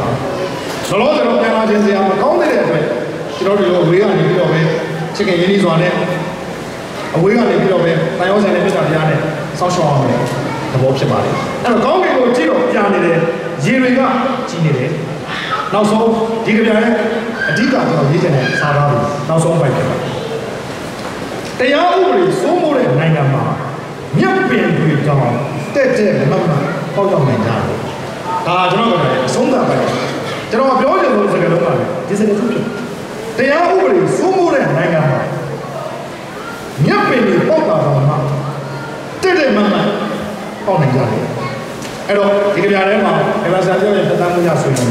လူတွေကလူနဲ့တူလို့နေဆိုတဲ့စကားလုံးစောစောကဒီမှန်းတဲ့အတိုင်းပဲစာဖတ်ပြည်သက်က online ပေါ်မှာရှိတဲ့ပြည်သက်ကချက်ချင်းသူတို့ရင်ထဲကိုရောက်တယ်တရားဥပဒေစိုးမိုးတဲ့နိုင်ငံမှာမြတ်ပင်တွေတော့တက်တဲ့ဘက်မှာပေါက်နိုင်ကြတယ်ဆိုတဲ့စကားလုံးကိုသူတို့ခံစားရတယ်အဲ့တော့အကြမ်းများပြပြောရင်ဒီကနေ့အမာရီလိုမျိုးကိုရောက်တဲ့အခါမှာမနေ့မှာဒီကြပြလေးကိုကျွန်တော်ရေးပြသွားတယ်ဒါဟာအမှတ်ရပါပဲဆက်လက်ပြီးတော့ထုတ်ဝင်မယ်စောင်းရဲမှာလည်းဒီကြလေးနဲ့ဒီမျိုးကဒီဆွေများနဲ့အကြောင်းအရာလေးတွေဒီကနေ့ဟောပြောပြတဲ့အကြောင်းအရာလေးတွေပါပါမယ်အဲ့တော့ဒီကြပြကိုအစအဆုံးအနေနဲ့တစ်ခေါက်ကျွန်တော်ပြန်ပြောပြချင်ပါတယ်ခေါင်းစဉ်ကတော့ကျွန်တော်အမာရီလိုလို့မပေးဘဲနဲ့အားလုံးကိုခြုံပြီးအမေရိကလိုပဲပေးပါတယ်အောက်ကမှတ်ချက်မှာတော့အမာရီလိုမျိုးကိုရောက်တဲ့ဒီဆွဲနဲ့ချိန်ခါနဲ့ကျွန်တော်ရေးထားပါအမေရိကလေယာဉ်တွေကဂျင်အောင်တွေလိုပဲနေတယ်ကားတွေကပြစ်စစ်တွေလိုစီတန်းနေတယ်နားတွေကချောင်းနေတယ်မီးတွေကရှန်ထွက်နေတယ်လူတွေကလည်းလူနဲ့တူလို့လူရုပ်မပေါ်တဲ့နိုင်ငံကလာတဲ့လူသူတို့ကိုနေယူနေတာကနာဆင်းပေါ်များစွာကျွေးကြော်တာဆိုင်းဖို့တစ်ချက်တလေတော့မရှိ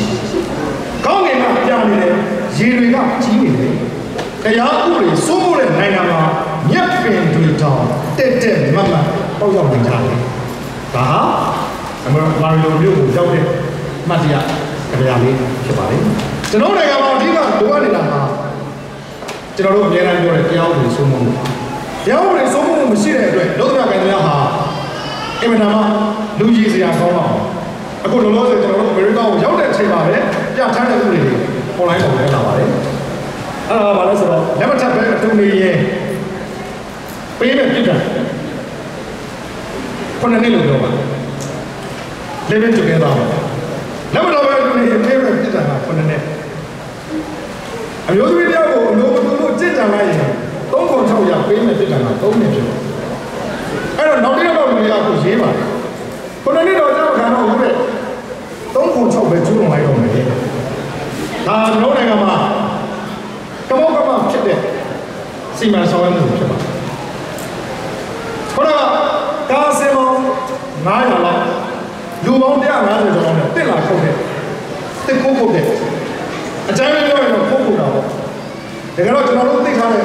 သိရှိမှုရတော့ခုတ်တာမဟုတ်ဘူးတရားဝင်ခုတ်တာခုတ်လို့မရဘူးလေကန်ဖရိုက်ဘောနဲ့တရားဝင်ခုတ်တာသို့တော့ဒီလိုလိုအနေနဲ့ကြည့်မယ်ဆိုရင်ခုတ်တာတဲ့ပဲခုတ်ထောင်လုံးနေလို့ပြောတဲ့နိုင်ငံမှာတဲ့လုံးပေါင်းများပါဘူးကားစင်ပေါင်းများပါနဲ့လူပေါင်းများပါခုတ်တဲ့ကိစ္စမြန်မာနိုင်ငံကိုပြည်စင်ပြတ်တဲ့ပြည်ဆိုတာသိတယ်ထင်ပါတယ်ထောင်တန်းကနဦးပြည်တိုင်က6လ ချိန်ပါပဲပေးလိုက်ပါတယ်ဒီကထောင်တန်းသက်သက်ကျုံအဲ့ဒီတရား50လုံးကိုသက်သက်ကျုံပြီးအသက်မပြည့်တဲ့မြောက်ကိုတော့10နှစ်စီချလိုက်တယ်သို့တော့8ရက်အကြာမှာနိုင်ငံတော်တော်လှန်ရေးလူရင်းချမ်းသာတွဲနဲ့ဆိုပြီးတော့အားလုံးကို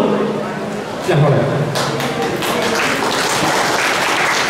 အဲ့တော့ဒီနေရာမှာကျောင်းဝင်ဆုံးမှုရဆိုတဲ့နေရာမှာဘာလို့လို့ရလဲဆိုတဲ့နေရာမှာတိုင်းပြည်နိုင်ငံရအခြေအနေရလွတ်ကိုလွတ်ရမယ့်အနေထားသူတို့မှာ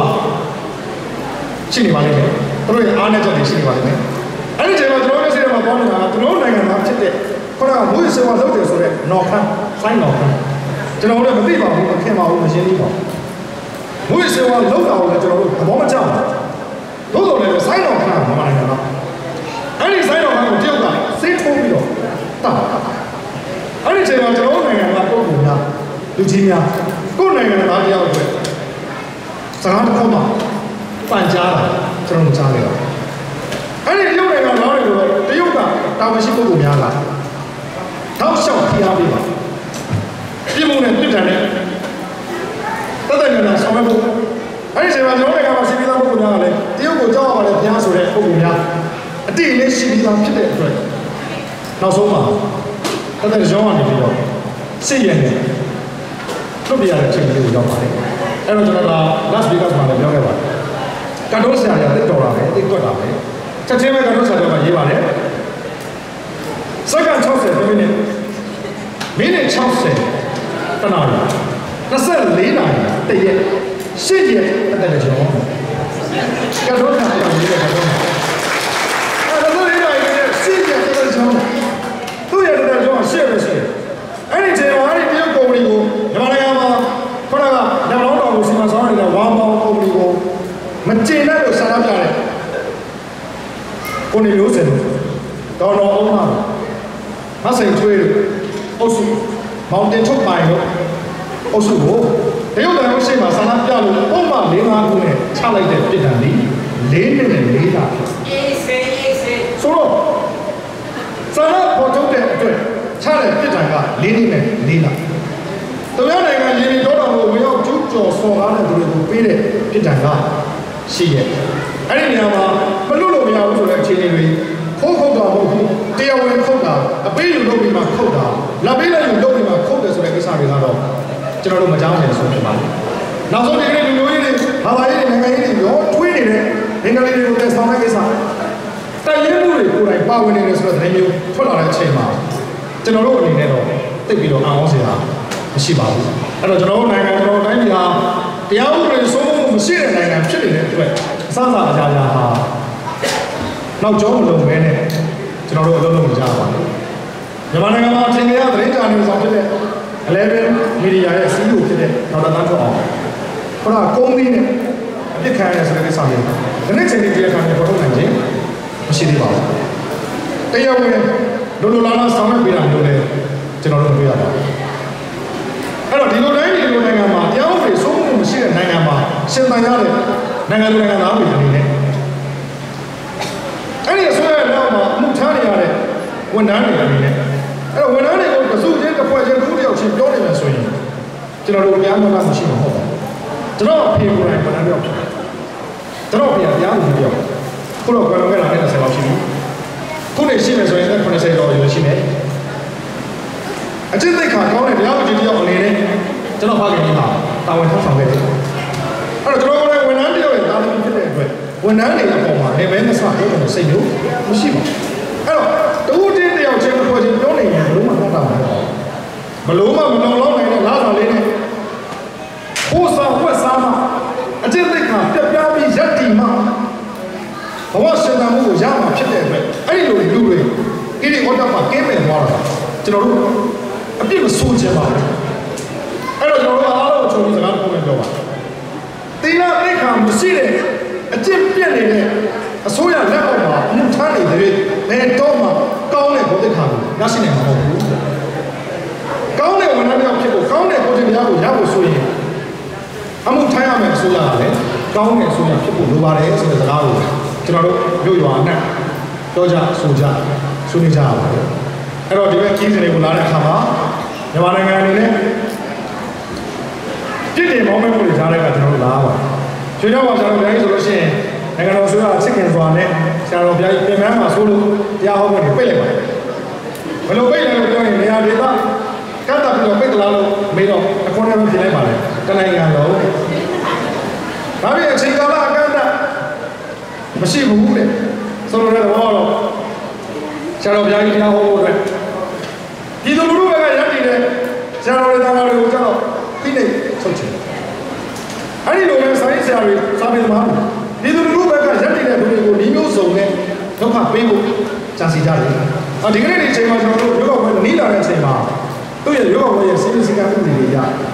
မြန်မာနိုင်ငံမှာရှိနေရင်လည်းကျွန်တော်တို့အလုပ်လုပ်လို့မရတဲ့အနေအထားဖြစ်ပါတယ်။ဟောမယ်ပြောမယ်မရနိုင်တဲ့အနေအထားဖြစ်ပါလေ။အဲ့ဒီအချိန်ဒီမှာဒီအမေရိကပြည်စင်ပေါ်ပေါက်လာပြီးတော့ဒီအချိန်မှာကျွန်တော်တို့ဒီဘက်ဒေသတွေကိုရောက်ရှိလာခြင်းဖြစ်ပါတယ်။သို့တော်သေရိဆန္ဒနားမလဲလေလောဘကြီးတဲ့ပြည်သက်အချို့တော့ဘာလဲပြည်သက်ကလည်းကျွန်တော်တို့ရဲ့ပြည်သက်စစ်စစ်မှန်မှန်ဟုတ်ချင်မှဟုတ်ပါလိမ့်မယ်။ကျွန်တော်တို့ကိုအမြင်မကြည့်တဲ့လူတွေဖြစ်ပါလိမ့်မယ်။ online ပေါ်မှာပြစ်တင်ဝေဖန်ရှုတ်ချတဲ့ comment တွေကျွန်တော်တို့အများကြီးဖတ်။တိုင်းပြည်ကိုပြထားပြီးတော့ထွက်သွားကြတယ်ပေါ့။တိုင်းပြည်တွေကျွန်တော်ရေးကြည့်နေတဲ့အချိန်ပေါ့။ဒါကြတော့ကျွန်တော်တို့ဟာကျွန်တော်နိုင်ငံကျွန်တော်တိုင်းပြည်တွေဒီ9နှစ်တာကာလအတွင်းမှာတာဝန်ကျေအောင်ဆောင်ရွက်ခဲ့ကြပြီပါ။နောက်လည်းတာဝန်ကျေအောင်ဆက်လက်ပြီးတော့ဆောင်ရွက်ဖို့ဆုံးဖြတ်ထားတဲ့လူတွေဖြစ်ပါလေ။အဲ့တော့လိုအပ်တဲ့စေတနာပါတဲ့ဝေဖန်မှုတွေကိုကျွန်တော်တို့တောင်းထားပါ။အလကားတဲ့ထိုင်ဆဲနေတာပြောကြတော့ဒါတွေကိုကျွန်တော်တို့လေ့လာရှုရပါတယ်အဲ့တော့ဒီနိုင်ငံဒီဒေသကိုထွက်လာပေမဲ့ချီးမုန်းဂုဏ်ပြုကနေလည်းထွက်လာတာမဟုတ်ဘဲနဲ့မကြည်လင်မှုတွေမကျဉ်းနှံ့မှုတွေမုဒိတာမပွားနိုင်ခြင်းတွေနဲ့ကျွန်တော်တို့ဒီခီးကိုထွက်လာခြင်းဖြစ်ပါတယ်အဲ့တော့ဒီအမေရိကန်မျိုးကိုရောက်တဲ့ဒီမှာဆရာတယောက်အနေနဲ့မနေ့ကလက်ဆွေကြောက်ကပြောပါတယ်ဆရာတော်ဘုရားကြီးလည်းပြောပါတယ်ခဏကဒီမျိုးမှာရှိတဲ့လက်ဆွေများညီညွတ်ညွတ်စွတ်စွတ်စစ်စစ်နဲ့ဆိုတာကိုဆရာတော်ဘုရားကြီးကနေစပြီးတော့စာရေးဆရာတွေကလည်းဒါလေးကိုဦးတည်ပြီးတော့ပြောပါတယ်ကျွန်တော်ကလည်းကြပြလေးတွေနဲ့ပြောဖို့ရည်ထားတဲ့အတွက်ကြပြနဲ့ပဲကျွန်တော်ပြောပြစီဒီကြပြကတော့ကျွန်တော်ရေးတဲ့ကြပြမဟုတ်ဘူးကြပြဆရာရဲ့နာမည်ကလှသန်းလို့ခေါ်ပါတယ်ကြပြဝါဒနာပါတဲ့သူတွေဆိုရင်တော့နာမည်ကြီးကြပြဆရာလှသန်းအကြောင်းကိုသိမှချင်ပါတယ်ကိုလာသန်းမှာကလောင်နာမည်9မျိုးရှိပါတယ်သူ့ရဲ့မူရင်းနာမည်ကတော့လှသန်းဖြစ်ပါတယ်ဒါပေမဲ့ဒီစစ်ဆိုးရအောင်တဲ့ကလောင်တွေကိုစောင်းစောင်းပိတ်နေတဲ့အတွက်ခုမပြုတ်တဲ့အတွက်ကလောင်နာမည်တွေမျိုးမျိုးပြောင်းအောင်လို့မောင်တီးတန်းလို့ပြောင်းရတယ်ရံမခလို့ပြောင်းရတယ်လက်ပြတန်းတန်းလို့ပြောင်းရတယ်နမိတ်ထုံးတန်းလို့ပြောင်းရတယ်ကြီးမောင်တန်းလို့ပြောင်းရတယ်သူ့ရဲ့မူလနာမည်ကတော့လှသန်းနောက်ဆုံးသူလှသန်းဆိုတဲ့ဘဝကိုပြန်ရတဲ့အချိန်မှာပဲဒီမြတ်ဆရာကပေါ်လွန်သွားပါတယ်စောစောကပြောတဲ့ပတ်စာလေး5တောင်နဲ့ကြပြာကိုတစ်သက်လုံးခက်ွယ်ပြီးတော့ရေးခဲ့တဲ့တကယ်ကြပြာဆရာကောင်းပြအခုလိုနိုင်ငံခြားမှာဆိုရင်တော့ကျွန်တော်ခုရုပ်ပြမယ်ကြပြာပိုင်ရှင်ဖြစ်တဲ့ကိုလာသားဟာတကယ်ကိုချမ်းသာပါနဲ့ဘုံတိတ်ကရှိရှိနေနိုင်တဲ့ကြပြာဆရာကြောင့်ဖြစ်ပါလိမ့်မယ်အခုလိုဘားတွေမှာအခုလိုပွဲတွေမှာကြပြာဆရာလာသားကိုဖိတ်ရမယ်ဖိတ်တာကောင်ကျတော့မှတဲ့သူ့ရဲ့လူပညာချင်းပြီးကြတယ်အဲ့လိုပြီးတာကောင်သူကကြပြာတွေကိုသိချင်ရုံနဲ့ပြောရင်ပြောမယ်စိတ်ပါလာတဲ့ခါမှာဘာမှမပြီးတော့တောက်ချင်တယ်တောက်မယ်ဓာတ်တော်တဲ့ပြည်သက်ကလည်းသူ့ကြပြာကိုခံစားမယ်တောက်ချင်ရင်ဘာမှမပြီးတော့တောက်မယ်ဆွေးနွေးချင်ရင်လည်းဆွေးနွေးမယ်အချိန်အားဖြင့်တနားဖြစ်မှနားရဖြစ်မယ်အဲ့ဒီတော့ဒေါ်လာ900တတ်မှတ်တယ်ဆိုရင်သူ့900ပြရမယ်1000တတ်မှတ်တယ်ဆိုရင်1000ပြရမယ်ဒီလိုနာမည်ကြီးတဲ့နိုင်ငံတကာကစာပေမှာစနေနဲ့တွေ့ရင်အဲ့လိုနာမည်ကြီးနိုင်တဲ့ကြီးတဲ့ကြပြာဆက်ကြောက်သို့တော့မြန်မာနိုင်ငံမှာ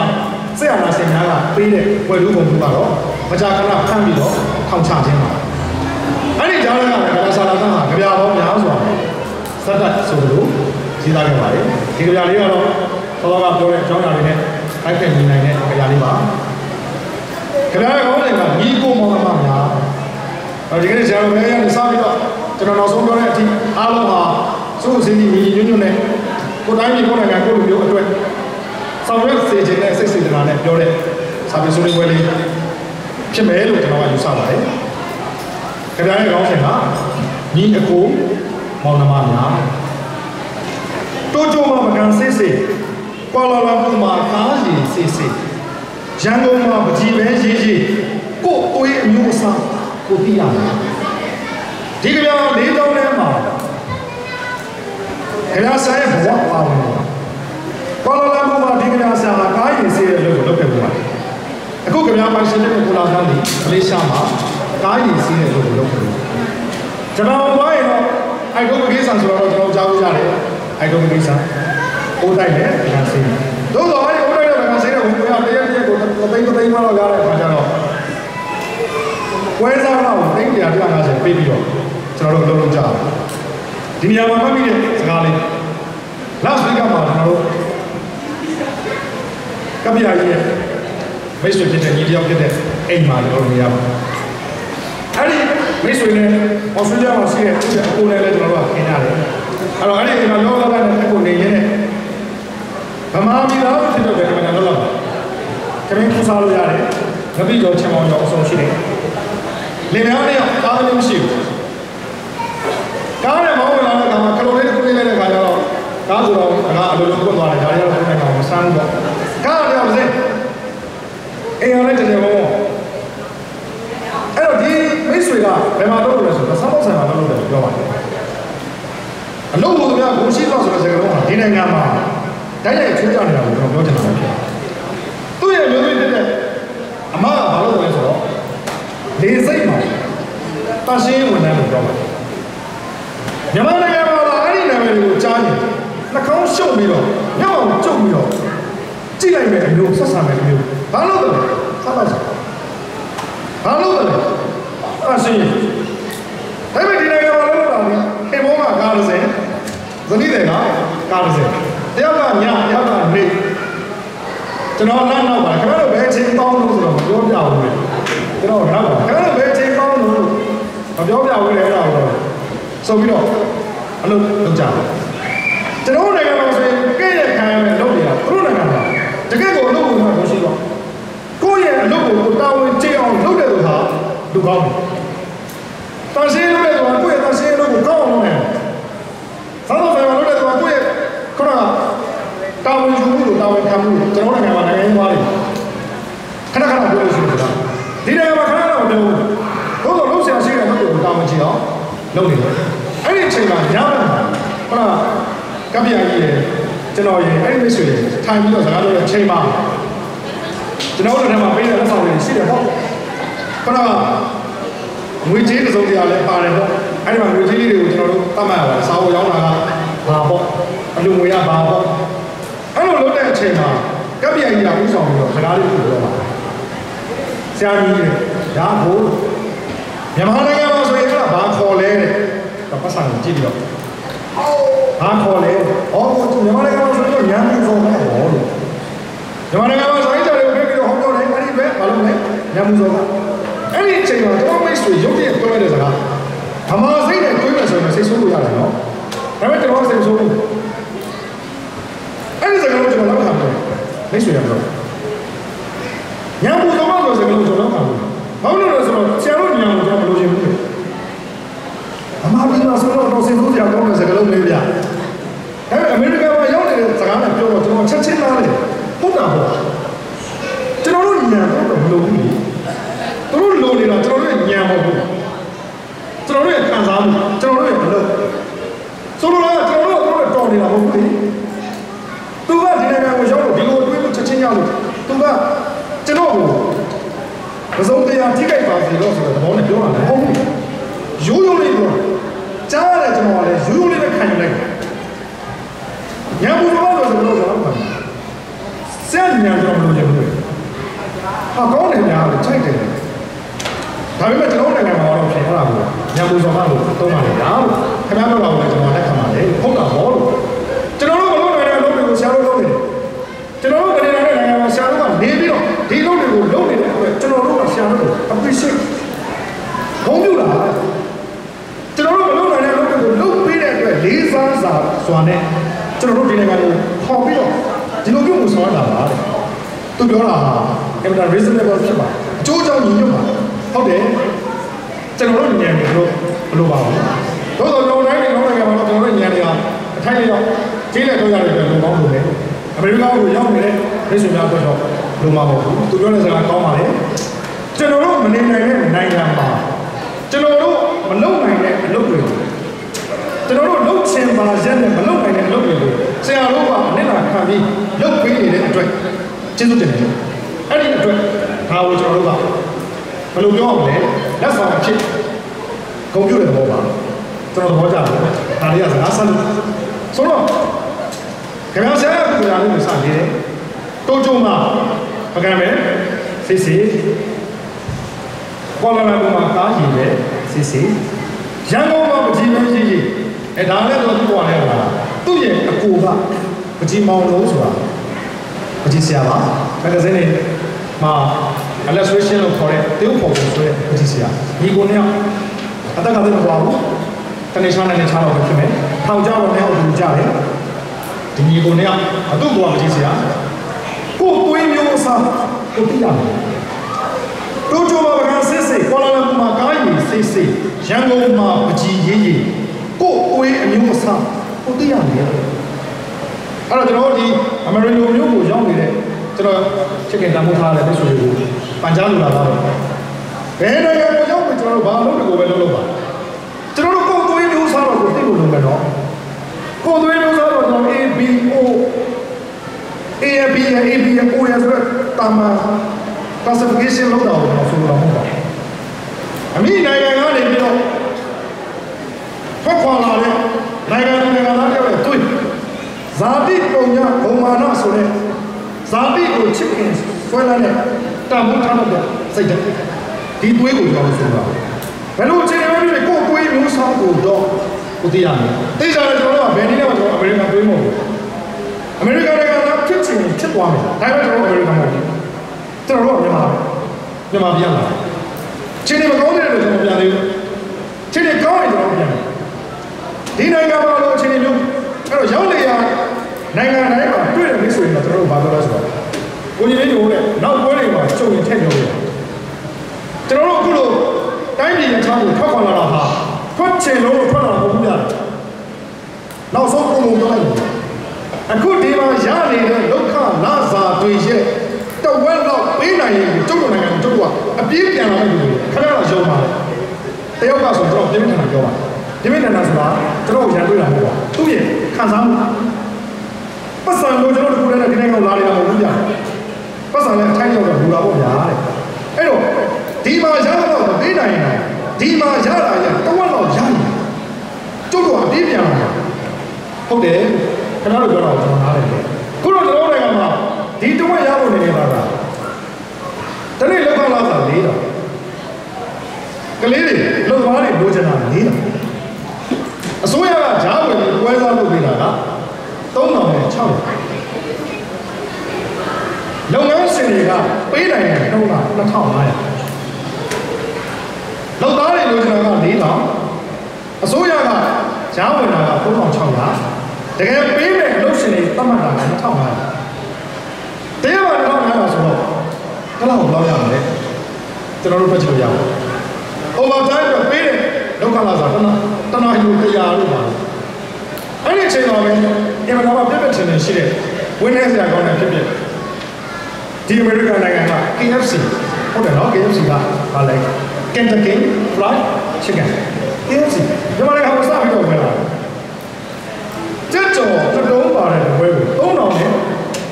6အဲ့တော့3000နဲ့600လား3000နဲ့300လား3000ကျော်တယ်3600ဖြစ်မယ်နော်ဆိုတော့ကျက်ကျော်တုံးပါတယ်ဘွဲကိုတရက်လုံးအားကားတော့ဈေးလုံးနဲ့ရောင်းအဲ့တော့ကျွန်တော်မြန်မာနိုင်ငံမှာလည်းအခုအစဆိုရင်အရင်ဦးဆုံးကြုံလိုက်မှတွေ့လိုက်မှသိတတ်တဲ့လူများသားရှိပါတယ်တောက်ကြနေမှာရုပ်ရှင်ရောကားနေနေဆိုရင်တကယ်ကိုအဲ့ဒီလဲတဲ့နေမှာလဲတဲ့ပထမဆုံး show ကိုကြည့်ရမှာစိတ်ကျင်တဲ့လူများသားလည်းရှိပါတယ် first day first show ဒီလိုပုံပေါ်ရတယ်ရှိတော့အဲ့ဒီချက်ကြော်ဆိုင်ရဲ့ရှေ့မှာစီတောင်းပြီးတော့ဝယ်ဖို့စောင့်နေလို့ကြည့်3နိုင်ပါလေဆိုတာအဲ့ဒီချက်ကြော်ကိုစားလို့အဲ့ဒီချိန်မှာကလေးပါလေးတယောက်တက်ခဏလေးရှိတဲ့ကလေးလေးတယောက်ကလက်ထဲမှာ90တန်း200တန်းအကျွေလေးကိုကားတနခါမေးစားလေးနဲ့ခါဝင်တော့အင်းကြီးတော့လေးနဲ့လက်ကလေးကိုနောက်ပြပြီးတော့ အဲ့ဒီချက်ကျော်ဆိုင်ကိုမျက်စိလေးနဲ့ပြေးနေသွားနေတဲ့တန်းစီနေတဲ့လူတွေကိုကြည့်ပြီးတော့မေးနေတဲ့ပုံအဲ့ဒါကိုလဲလဲမှရှိတဲ့ကျွန်တော်ပြောတာတော့ရိုက်ပြီးတော့ညကြတော့လိုင်းပါတယ်သူများတွေတော့ဝါးလေးစားနေတဲ့အချိန်မှာလက်ထဲမှာရှိတဲ့အချွေလေးကိုင်ပြီးတော့စားနေစိမ့်နဲ့ငေးနေတဲ့ကလေးလေးတယောက်အဲ့ဒီမှာ comment ရာနဲ့ထောင်နဲ့ချီတဲ့ comment တွေကျွန်တော်ဖတ်တဲ့ comment တွေကပါလဲဆိုတော့ yes sir ရေးကြပါကြတယ်ကျွန်တော်နိုင်ငံရဲ့နိုင်ငံတော်နိုင်ငံသားတွေစိတ်တွေစိတ်ထားဆရာတော်ဘုရားများနဲ့ကျွန်တော်တို့အများကြီးဆုံးဖြတ်ပြပါစိတ်ဓာတ်ရေးတာအင်တာနက်စီရွေရွေနေတယ်ဆိုတော့တယောက်ကရေးတာသူများစားနေတောက်နေတာဘာလို့မငေးနေတာလဲအငတ်မှာနောက်တစ်ခါထိုင်နေတာဘယ်လိုမိမဆုံးတော့မဆုံးတော့အဲ့လေးလေတတောင်းစားမှာအမှန်တည်းလက်ဆက်တဲ့ comment တွေပါဒါပြင်အဲ့ဒီ comment တွေကတော့အဲ့လိုမစားနာတဲ့ comment တွေကြီးပဲတော့ဟုတ်ပါဆိုရလဲရေးပါဟဲ့တရားစရာလေးအဲ့ဒီလူတွေကလည်းဒီကလေးကိုတော့တော့ကျွတ်လို့များဘာလို့တွန့်လို့နေတာလဲအဲ့ဒီနေရာမှာငါတော့ရှိကျွေးပါဒီလိုစားနာတဲ့ comment တွေကိုလည်းဖတ်ရတယ်သို့တော့ရုပ်ရုပ်ရင်းရင်းတန်းတန်းရေးတဲ့ comment နဲ့စားနာတဲ့ comment နဲ့အားရှင်ကြည့်တဲ့အခါတကယ်ကိုပမာဏအများကြီးခြားနာတယ်အဲ့ဒီမျိုးကိုပြန်လို့ကျွန်တော်နိုင်ငံဟာတကယ်ကိုရော့ပါမဲ့တဲ့ကိုချင်းစာပြကင်းမဲ့တဲ့လူတွေဖြစ်နေပြီလားဆိုတော့အဲ့ဒီချိန်ပိုင်းမှာကျွန်တော်ပြောပြတယ်တကယ်ကိုလောကတော့တမန်တော်လောကနာစာစက်ကြော်တဝဲစာတော့မရနိုင်တဲ့နိုင်ငံသားတွေအဲ့တော့ကျွန်တော်နိုင်ငံသားမှာရှိနေတဲ့ကျွန်တော်တို့မိတ်ဆွေများတွေသောတော်ကပြောတဲ့အတိုင်းပြန်လာပါလို့ကျွန်တော်တို့မပြောရသေးပါဘူးကျွန်တော်နိုင်ငံတော်တိုင်းပြည်တော့အများကြီးလောကခိုင်ကြစူးစမ်းကြရမှာဖြစ်ပါတယ်အဲ့တော့ဒီမှာခုနကပြောတဲ့ဒီပုံပေါ်မှာများကိုယ်ကွေးမျိုးစားကိုသိရမယ်ကိုရမယ်ရောင်းကြလက်ဖိရပဲရောင်းကြအရက်ဖြူချဲတီပဲရောင်းကြငါတို့ခေါင်းကိုထောင်မှတ်ပေးတဲ့ကြောရိုးကိုကျေးဇူးတင်ရတယ်ဘယ်နိုင်ငံမှာနေပြီးဘာလို့ကိုပဲလို့အဲ့လိုလုပ်တဲ့လူတွေကကိုရပဲရောင်းလက်ဖိရပဲရောင်းနှလုံးတွေသုံးလုံးတွေချဲတီနောက်လာပဲရောင်းအရက်ဆိုင်ပဲရောင်းဖွင့်ပြီးတော့အရက်ဖြူပဲရောင်းငါတို့ဦးခေါင်းကိုထောင်မှတ်ပေးတဲ့ကြောရိုးကိုတော့ကျေးဇူးတင်ရမယ်ဒီဒုတိယမဲ့ကမှာကျွန်တော်အလေးနဲ့ထားပြီးတော့ကျင်တာကကျွန်တော်တို့ခေါင်းတွေကိုထောင်မှတ်ပေးတဲ့ကြောရိုးအဲ့ဒါတကယ်ကြောရိုးမကောက်ပါဘူးတဲ့ဆိုတော့ကျွန်တော်ကိုသွေးမျိုးစားကိုပြီးဖို့လိုလဲဆိုတာ A ရ B ရ O ရဒါကိုဆိုတော့ဘုရားကျွန်တော်ပြောခဲ့ပါကျွန်တော်တို့သွေးမျိုးစားကျွန်တော်သွေးရမှာသွေးကျွန်တော်တို့ကဘာမှသွေးပေါ့ဘာမှဆိုတာဘာမှလို့ဆိုတာဘလို့ယုံကြည်မှုဘလို့ကိုယ်ပဲရဘာသာတရားနဲ့ဘလို့ရေကန်လဲဆိုတာကျွန်တော်သိလို့ကျွန်တော်တို့ခေါင်းတွေကိုထောင်မှတ်ပေးတဲ့ကြောရိုးကျွန်တော်နိုင်ငံကြောရိုးပါကျွန်တော်တို့ရဲ့တကယ်တလုံးသားအစ်စ်မှာပါတိမ်မွေးခြင်းနူးညံ့ခြင်းကျင်နာတတ်ခြင်းတနာတတ်ခြင်းဆာနာတတ်ခြင်းအခုကျွန်တော်ရေးပေးတယ်ဒီကမ္ဘာလုံးကဝိုင်းပြီးကြတာတနိုင်ငံလုံးကဝိုင်းပြီးပြောကြတာအစိုးရကလူပါလို့ဒါကတော့ပြောစရာမလိုဘူးအဲ့ဒီအစိုးရကလည်းတုံနဲ့မဆိုင်ဘူးအဲ့ဒီနည်းနဲ့ကျွန်တော်ပြည်သူထံမှပြည်သူထံတို့ပြည်သူမှပြည်သူတို့ဆိုတာဓာတ်ရိုက်နည်းနဲ့ဒါဟာကျွန်တော်တို့ကြော်လို့ဖြစ်ပါဒါဟာကျွန်တော်တို့တွေးဖြစ်ပါအဲ့တော့နိုင်ငံအနှံ့ပြားနေပြီးတော့ရောက်လာတဲ့အပုံတွေတိုင်းပြည်ဝေးထဲမှာရှိတဲ့တမျိုးကနေတမျိုးကိုထောက်ပံ့တဲ့ဖွဲ့စည်းတွေပြုနေတယ်အဲ့ဒီကြားထဲမှာကျွန်တော်တို့လုပ်နေနိုင်လို့ခဲ့ပါတယ်ကျွန်တော်တို့ကိုယ်မျိုးစားနေကျွန်တော်တို့ကြောရိုးကိုကျွန်တော်တို့ကောင်းကောင်းသိကြပါတယ်နောက်ပါပြီးတော့လည်းခါမှာကလာဆရာတတိယဘိုက်ကိုဆက်ပြီးတော့ရေးပါမယ်လူတွေကကားတွေအကြောင်းကိုပြောကြလူတွေကဖုန်းတွေအကြောင်းကိုပြောကြလူတွေကငွေစက်ကိုအကြောင်းကိုပြောကြလူတွေကိုမေ့နေတဲ့ကာလမှာကျွန်တော်ဒီခီးစိန်ဆောင်တော့ဒီကိုလာတဲ့ကြလေးတွေနဲ့ကျွန်တော်ကိုယ်တိုင်ရေးတဲ့ကြလေးတွေနဲ့ပူးတွဲပြီးတော့အဲ့ဒီစိတ်ကူးနဲ့မြန်မာနိုင်ငံကနေထွက်လာတာဖြစ်တယ်ပြီးတော့ဒီကလေးစားဟာကျွန်တော်ချစ်ခင်လေးစားရတဲ့ရင်းနှီးတဲ့စောင်းဝင်တဲ့ဒီမှာစားပြောလို့ဖြစ်တယ်မမရရတယ်ပြောရင်ကျွန်တော်ဘောလုံးကလုံးချင်းဖြစ်တဲ့ backdeck ဆိုတဲ့လုံးချင်းစာအုပ်မှာဒီကလေးစားပြတာတိုင်းကအမှားစားရေးပေးခဲ့တယ်။နောက်တော့ဆိုတော့နာမည်နဲ့ရေးလို့မရလို့အဲ့တော့ ရမခဆိုတဲ့ကောင်နာမည်နဲ့ရေးပြီးတယ်ကျမ်းပါကြီးဘုံကြီးပဲဆိုရင်ဟောဒီအောင်မြင်တဲ့ကြော်ကြားတဲ့ကြဆရာလှတိုင်းရဲ့ဘဝမှာအမှားသာဆိုလို့ကျွန်တော်တို့ပဲရေးခဲ့တယ်ဖြစ်ပါတယ်ကျွန်တော်အတွက်ပဲရေးပြီးခဲ့တာဖြစ်ပါတယ်ဒါကျွန်တော်တို့ဘုံယူရမယ်တံမိုးထားရင်တံမိုးဖြတ်နိုင်ရှိနိုင်တဲ့ချက်ပဲဖြစ်တယ်အဲ့တော့ဒီကြဆရာကတော့ကျွန်တော်တို့လက်သက်တဲ့အဖွဲ့တွေပြောပါအဲ့ဒီလူတွေကကားတွေကြောင်းကိုပြောတယ်ကျွန်တော်တို့နိုင်ငံမှာကားစီးတွေရမ်းကြီးတယ်ခုတော့ပြင်အပြောင်းလဲဆိုတော့လုံးဝတဲ့ခါကျတော့ကားတွေဈေးကျတယ်ကားတွေကြောင်းပြောတယ်တယ်လီဖုန်းတွေကြောင်းပြောတာ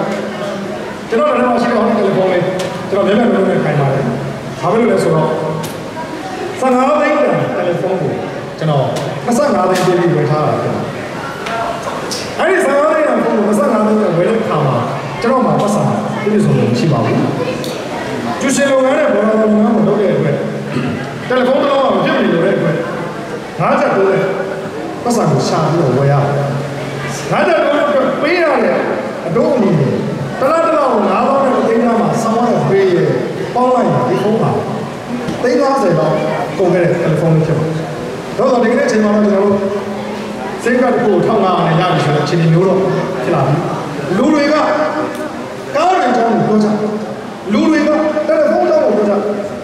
မျက်စိနဲ့ကပါလေမော်ဒယ်ကဘယ်လိုလဲမိကိုင်တဲ့ဖုန်းကပါလေ Apple လား iPhone လား Samsung လားနောက်ဆုံးတော့ဟုတ်ရမှာလူတွေကပတ်စံတွေအကြောင်းကိုပြောကြမင်းဘယ်လိုချမ်းသာလဲငါဘယ်လိုချမ်းသာလဲမင်းရဲ့ပိုင်ဆိုင်မှုကဘယ်လောက်လဲငါရဲ့ပိုင်ဆိုင်မှုကဘယ်လောက်လဲပစ္စည်းဥစ္စာတွေအကြောင်းပြောကြလူတွေကလူတွေကိုမေ့နေတဲ့ကာလမှာကျွန်တော်တို့လူတွေကိုမေ့နေရုပ်ဝတ္ထုပစ္စည်းတွေနဲ့ကျွန်တော်တို့ပြောနေကြတယ်အဲ့ဒီချိန်မှာပဲကြပြာက၄ပါးရေးထားတာပါမကြခင်မှာနောက်ဆုံးပိုင်းပြီးဆုံးသွားမှာဖြစ်ဆိုတော့ကျွန်တော်တို့ရေးခဲ့တဲ့အမေရိကဆိုတဲ့ကြပြာမှာအချိန်လိုလေးပြမှာပဲခေါင်းက live လုပ်တဲ့လူ900ကျော်ဖြစ်လာတယ် comment ရေးတဲ့လူ100 200ဖြစ်လာတယ်အဲ့ဒီကျမ်းမှာပုံကိုတယောက်က comment ဝင်ရေးပါတယ်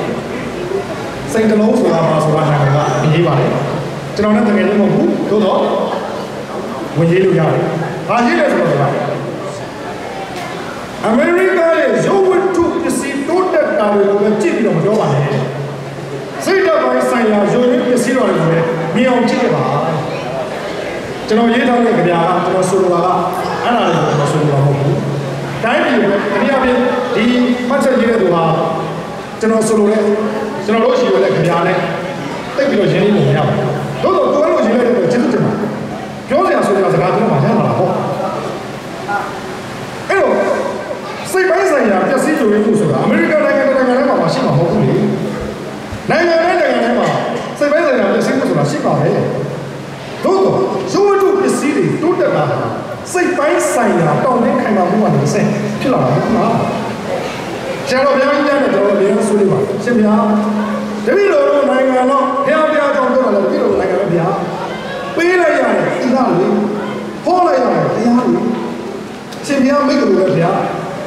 နိဗ္ဗာန်ရောက်တဲ့ရုပ်ကိုပြောအောင်လုပ်ဘူးဒီလိုအနေထားတဲ့တပည့်တော်နိုင်ငံကဒီလိုကြာဆင်းနေတယ်အဲ့တော့ဒီခီးမှာရောက်လာတဲ့ပါလာတဲ့မောင်သားချိုးဆရာမောင်သားချိုးရှိပါတယ်နောက်ပိုင်းမှာဒီမိတ်ဆွေများရဲ့စီစဉ်မှုနဲ့ရောက်လာနိုင်ပါတယ်အဲ့ဒီဆရာမောင်သားချိုးရေးလိုက်တဲ့ဆောင်းပါလေးကကြီး3ပါကျော်လာတယ်ကကြီး3ပါကျော်လာတယ်အဲ့တော့ကကြီး3ပါတော့ကျွန်တော်တို့ကမြန်မာပြည်မှာပါလို့ဆို MPD ကရဲ့ Oracle ကရဲ့ဒီနောက်ကရဲ့က3ကအဲ့ဒီကလေးကိုဆိုတော့မဟုတ်ဘူးလေသူကဖျားစစ်ခိုးတဲ့ခါမှာပါတော့ကကြီး3ပါဘောသာချိုးရေးပါတယ်စာရေးကောင်းတဲ့ဆရာဖြစ်တော့ကျွန်တော်တို့ဘုရားရှိခိုးဟာဒီမှာတော့စနစ်ကြပါတယ်ဩဃာတာရှိခိုးခွင့်ကတော့ခွင့်ပြုတော်မူပါဗျာစပြီးတော့ခွင့်တောင်းပြီးတော့ရှိခိုးအဲ့ဒီမှာဘုရားရှိခိုးတော်ပါလဲခဏအပယ်လေးပါကတ်3ပါလက်ပစ်စစ်ပါအစစ်နေပါလားအဲ့ဒီနေရာမှာပါလဲကတ်3ပါဘယ်ဆိုရင်တိတ်မှာတယ်ကတ်3ပါပထမကတ်ကမှာတယ်ဘုရားရှိခိုးတော်မှာလည်းကတ်3ပါပါဖြစ်တယ်တတ်ထန်လားကတ်ဆိုတာရှိမယ်ယောဂန္တရာကတ်ဆိုတာရှိမယ်ဒုဗိကန္တရာကတ်ဆိုတာရှိမယ်ကတ်ကြီး3ပါယောဂန္တရာကတ်ဆိုတာဒီ ယောဂမရရင်တေချေပျက်စီးရတဲ့ကာလမှာလွန်မြောက်ရပါလို့အဲ့တော့ဘာမှဆိုဆရာတော်ဆိုတာရင်းနေတာကျွန်တော်တို့လူမျိုးတော့ကျွန်တော်တို့ရှစ်ဖို့တောင်းတာစုတောင်းတာကျွန်တော်တို့လူမျိုးရှိပါဘူးအဲ့ဒီယောဂကဘေးတွေကြောင့်သိဆုံးရတဲ့လူမျိုးတွေမှာလည်းကျွန်တော်နိုင်ငံမှာအများဆုံးပါပဲမွေကြိုက်တယ်ဆိုတာသိစေရလားဒါပေမဲ့မွေးနေ့တစ်ချိန်ချိန်များလို့သိရတယ်ကလေးလေးပေါ်တယ်ဆိုတာသိစေရလားစေုံစေကနဲ့အနီးပါးမှာမရှိလို့သိရတယ်ရည်ကြည့်တယ်ဆိုတာသိစေရလားအစရှိတဲ့ဒီယောဂတော်ကလည်းကြောင့်စေဝါမပြည့်စုံဘူးဘလို့လုံးကြောင့်သိဆုံးရတဲ့နိုင်ငံလားအဲ့ဒီချိန်မှာပဲမကြခင်ကပြောတော့တဲ့ဘုန်းကြီးတစ်ပါးခက်နေပြီပဲလေရင်ဆုံးသွားပြီးတော့စေကုံမှာစီးသွားပြီသို့တော့သူ့ရဲ့အသက်ကတော့သူပြန်ကြတော့ဘူး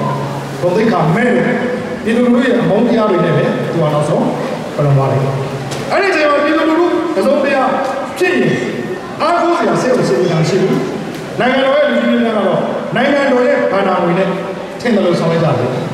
ရောဂါများတဲ့ကြောင့်သေတာများတာလေကျွန်တော်တို့နိုင်ငံမှာပဲကျွန်တော်တို့စုတောင်းကြပါလေဒါပေမဲ့အဖြစ်များတာလည်းပြောနေတာခေါ်တာကယောဂနာကပြေးတာဒုက္ခကံကတေးကြီးပစ္စည်းတဲ့နေရာမှာသူတို့ရဲ့လက်ချက်နဲ့တေးကြီးပစ္စည်းတဲ့နေရာမှာပဲကျွန်တော်တို့တော့စုတောင်းပေမဲ့ကျွန်တော်တို့နိုင်ငံမှာနေ့စဉ်နဲ့ညတေးကြီးပစ္စည်းရပါတယ်တတ်တယ်ကလို့ခေါ်တဲ့ရန်ကုန်ပြုတ်ပြီးတော့တေးကြီးပစ္စည်းရတဲ့နေရာမှာလည်းကျွန်တော်တို့နိုင်ငံအခုချိန်ကြီးငြိမ်းချမ်းရေးမရနိုင်အစင်တန်းကြီးတဲ့နိုင်ငံတစ်ခုကိုမတိဆောက်နိုင်ပဲနဲ့အဲ့ဒီကတ်ချင်း၃ပါးကနေပြီးတော့ကျွန်တော်တို့စုတောင်းတော့ကျွန်တော်တို့ဆန္ဒရှိသလားကျွန်တော်တို့ခံစားရပါဘူးအဲ့ဒီကတ်ချင်း၃ပါးကိုကြော်လွန်ဖို့ဆိုတာကတော့တကယ်တော့စုတောင်းမဟုတ်ပါဘူးတဲ့စနစ်ပါဆိုပြီးတော့စာရေးစာပြတဲ့မောင်ပါချိုကကျွန်တော်တို့ရဲ့အင်မတန်မှစနစ်ကျတဲ့ဘုရားရှိခိုးစာလေးကိုအကြောင်းပြုပြီးတော့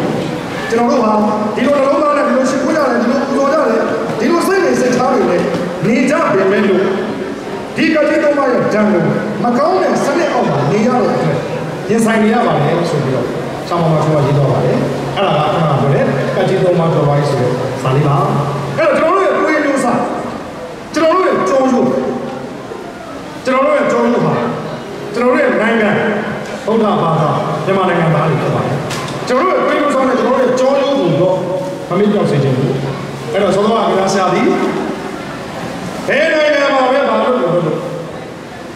ဘယ်လိုကြောင်းပဲပေါက်အားခြင်းကိုပဲဆောင်ရွက်ကိုယ်ကိုယ်မျိုးစာကိုကိုသိဖို့ကိုယ်ကြောရုပ်ကိုမမေ့ဖို့တတိပေးပါလေကိုယ်မျိုးတို့လာတဲ့ခေတ်ကာလကြီးရဲ့အောက်ပစ္စည်းဥစ္စာတွေရဲ့နောက်လူတွေကလူတွေကိုမေ့လာတဲ့ကိုယ်ချင်းစာတွေနဲ့ပတ်သက်တာလေဘုရားဆရာကတတိပေးပါလေနောက်ဆုံးပိုင်းနေတော့ဘုရားဆရာကြီးပါတရားနဲ့လည်းမဖြစ်နိုင်အမားနဲ့လည်းမသိနိုင်မြစ်ထဲကနားတွေကိုကံတယ်ကနားတွေဘယ်ပြောနိုင်ပါမလဲဒါဟာဒီကြရဲ့အဆုံးသတ်ဖြစ်ပါလေဒီအတွက်တရားနဲ့လည်းမဖြစ်နိုင်ပါဘူးတရားနဲ့မဖြစ်နိုင်ဘူးအမားတွေနဲ့လည်းမသိချင်ပါဘူးဘုရားဆရာသူ့ရဲ့အမြင့်ဆုံးအတွေ့ကိုနောက်ဆုံးအကြောင်းပါရှိပါလေမြစ်ထဲကနားတွေကံတယ်ကနားတွေပြောနိုင်ပါ့မလဲအဲ့တော့ဒီမာရီယိုတို့မှာရှိတဲ့ဒီစရာကိုကျွန်တော်ကချစ်ခင်စွာနဲ့ထပ်ပြီးတော့ခေါ်ဆက်ချင်တာကအကိုတို့အမားတို့မြစ်ထဲကနားတွေကကံတယ်ကနားတွေကဒါကတော့ကိုယ့်ကိုယ်ကိုမေးဖို့ထုတ်ပြီးတော့ငါတို့ဟာမြစ်ထဲမှာတော့အတိုင်းလွတ်လပ်ပေါ်သွားတော့ခတ်နေတဲ့ငါတို့ဟုတ်ရဲ့လားဆိုတော့မိကုံးပြန်ထုတ်စေချင်ပါလေကံထဲကငါဆိုတာကတော့ဥခန့်ရတဲ့အတိုင်းသာဖြတ်သန်းရတဲ့အတိုင်းသာနေထိုင်ကျင်ရတဲ့ဝင်းကျင်ဆိုတာဒါပြီးရင်ဒါပါပဲကျွန်တော်တို့တကယ်နှလုံးသားဖြစ်တဲ့ကျွန်တော်တို့ရဲ့ကြောရုပ်ကျွန်တော်တို့ရဲ့ကိုယ်မျိုးစားနဲ့ကျွန်တော်တို့ရဲ့ကိုယ်စင်သားတရားတွေစိုးစည်းတည်ရှိတဲ့မြစ်ထဲမှာပြောတဲ့ငါးတွေကိုယ်တိုင်းကိုယ်နိုင်ငံမှာပျော်ရွှင်ရတာမျိုးတော့သူများနိုင်ငံမှာထပ်တူထမ်းရမရနိုင်တော့ပါဘူးသို့တော့တော်ရပါမနေရပြောရပါလေရဆိုတဲ့စကားအတိုင်းတိုင်းပြည်နိုင်ငံနဲ့ကိုပြန့်နှံ့ပြီးတော့ကျွန်တော်တို့လူမျိုးတွေနေကြရပါတယ်ဒါကြောင့်မလို့ဒီကနေ့ကျွန်တော်ကကြာလေးနှစ်ပုံနဲ့အမေရိကန်မျိုးရောက်တဲ့ကြာဆရာတယောက်အနေနဲ့ပြောပါတယ် တပုတ်ကတော့ဒီမျိုးရောက်မှရေးပြတဲ့ကျွန်တော်အမေရိကဆိုတဲ့နေရာလေးပါတရားဥပဒေစိုးမိုးမှုမရှိတဲ့ကျွန်တော်နိုင်ငံကိုတတိယပြီးတော့တရားဥပဒေစိုးမိုးမှုမရှိတဲ့နိုင်ငံတွေမှာမြတ်တွေတော်မှဖြောင်းဖြောင်းမှပေါက်နိုင်ကြတယ်ဆိုတဲ့ကြပြတွေးစာလေးကျွန်တော်ရပါတယ်ကျွန်တော်ချင်းလေးစားရတဲ့ကိုလာတဲ့ကြပြထဲမှာပါတယ်ကျွန်တော်တို့ရဲ့ကိုယ်ရိုးစားကိုကျွန်တော်တို့တတိယမလို့ကျွန်တော်တို့ရဲ့ကြောရိုးကိုကျွန်တော်တို့မမေ့ဘူးလူတွေ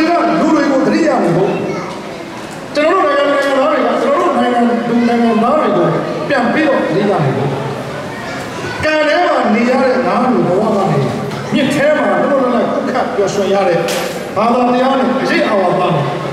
ဇာတိပုံရပုံမာနနဲ့ကိုယ်ဆွေကိုမျိုးရှိရာကိုယ်အဝင်ဝါဒေတာပတ်ဝန်းကျင်ကို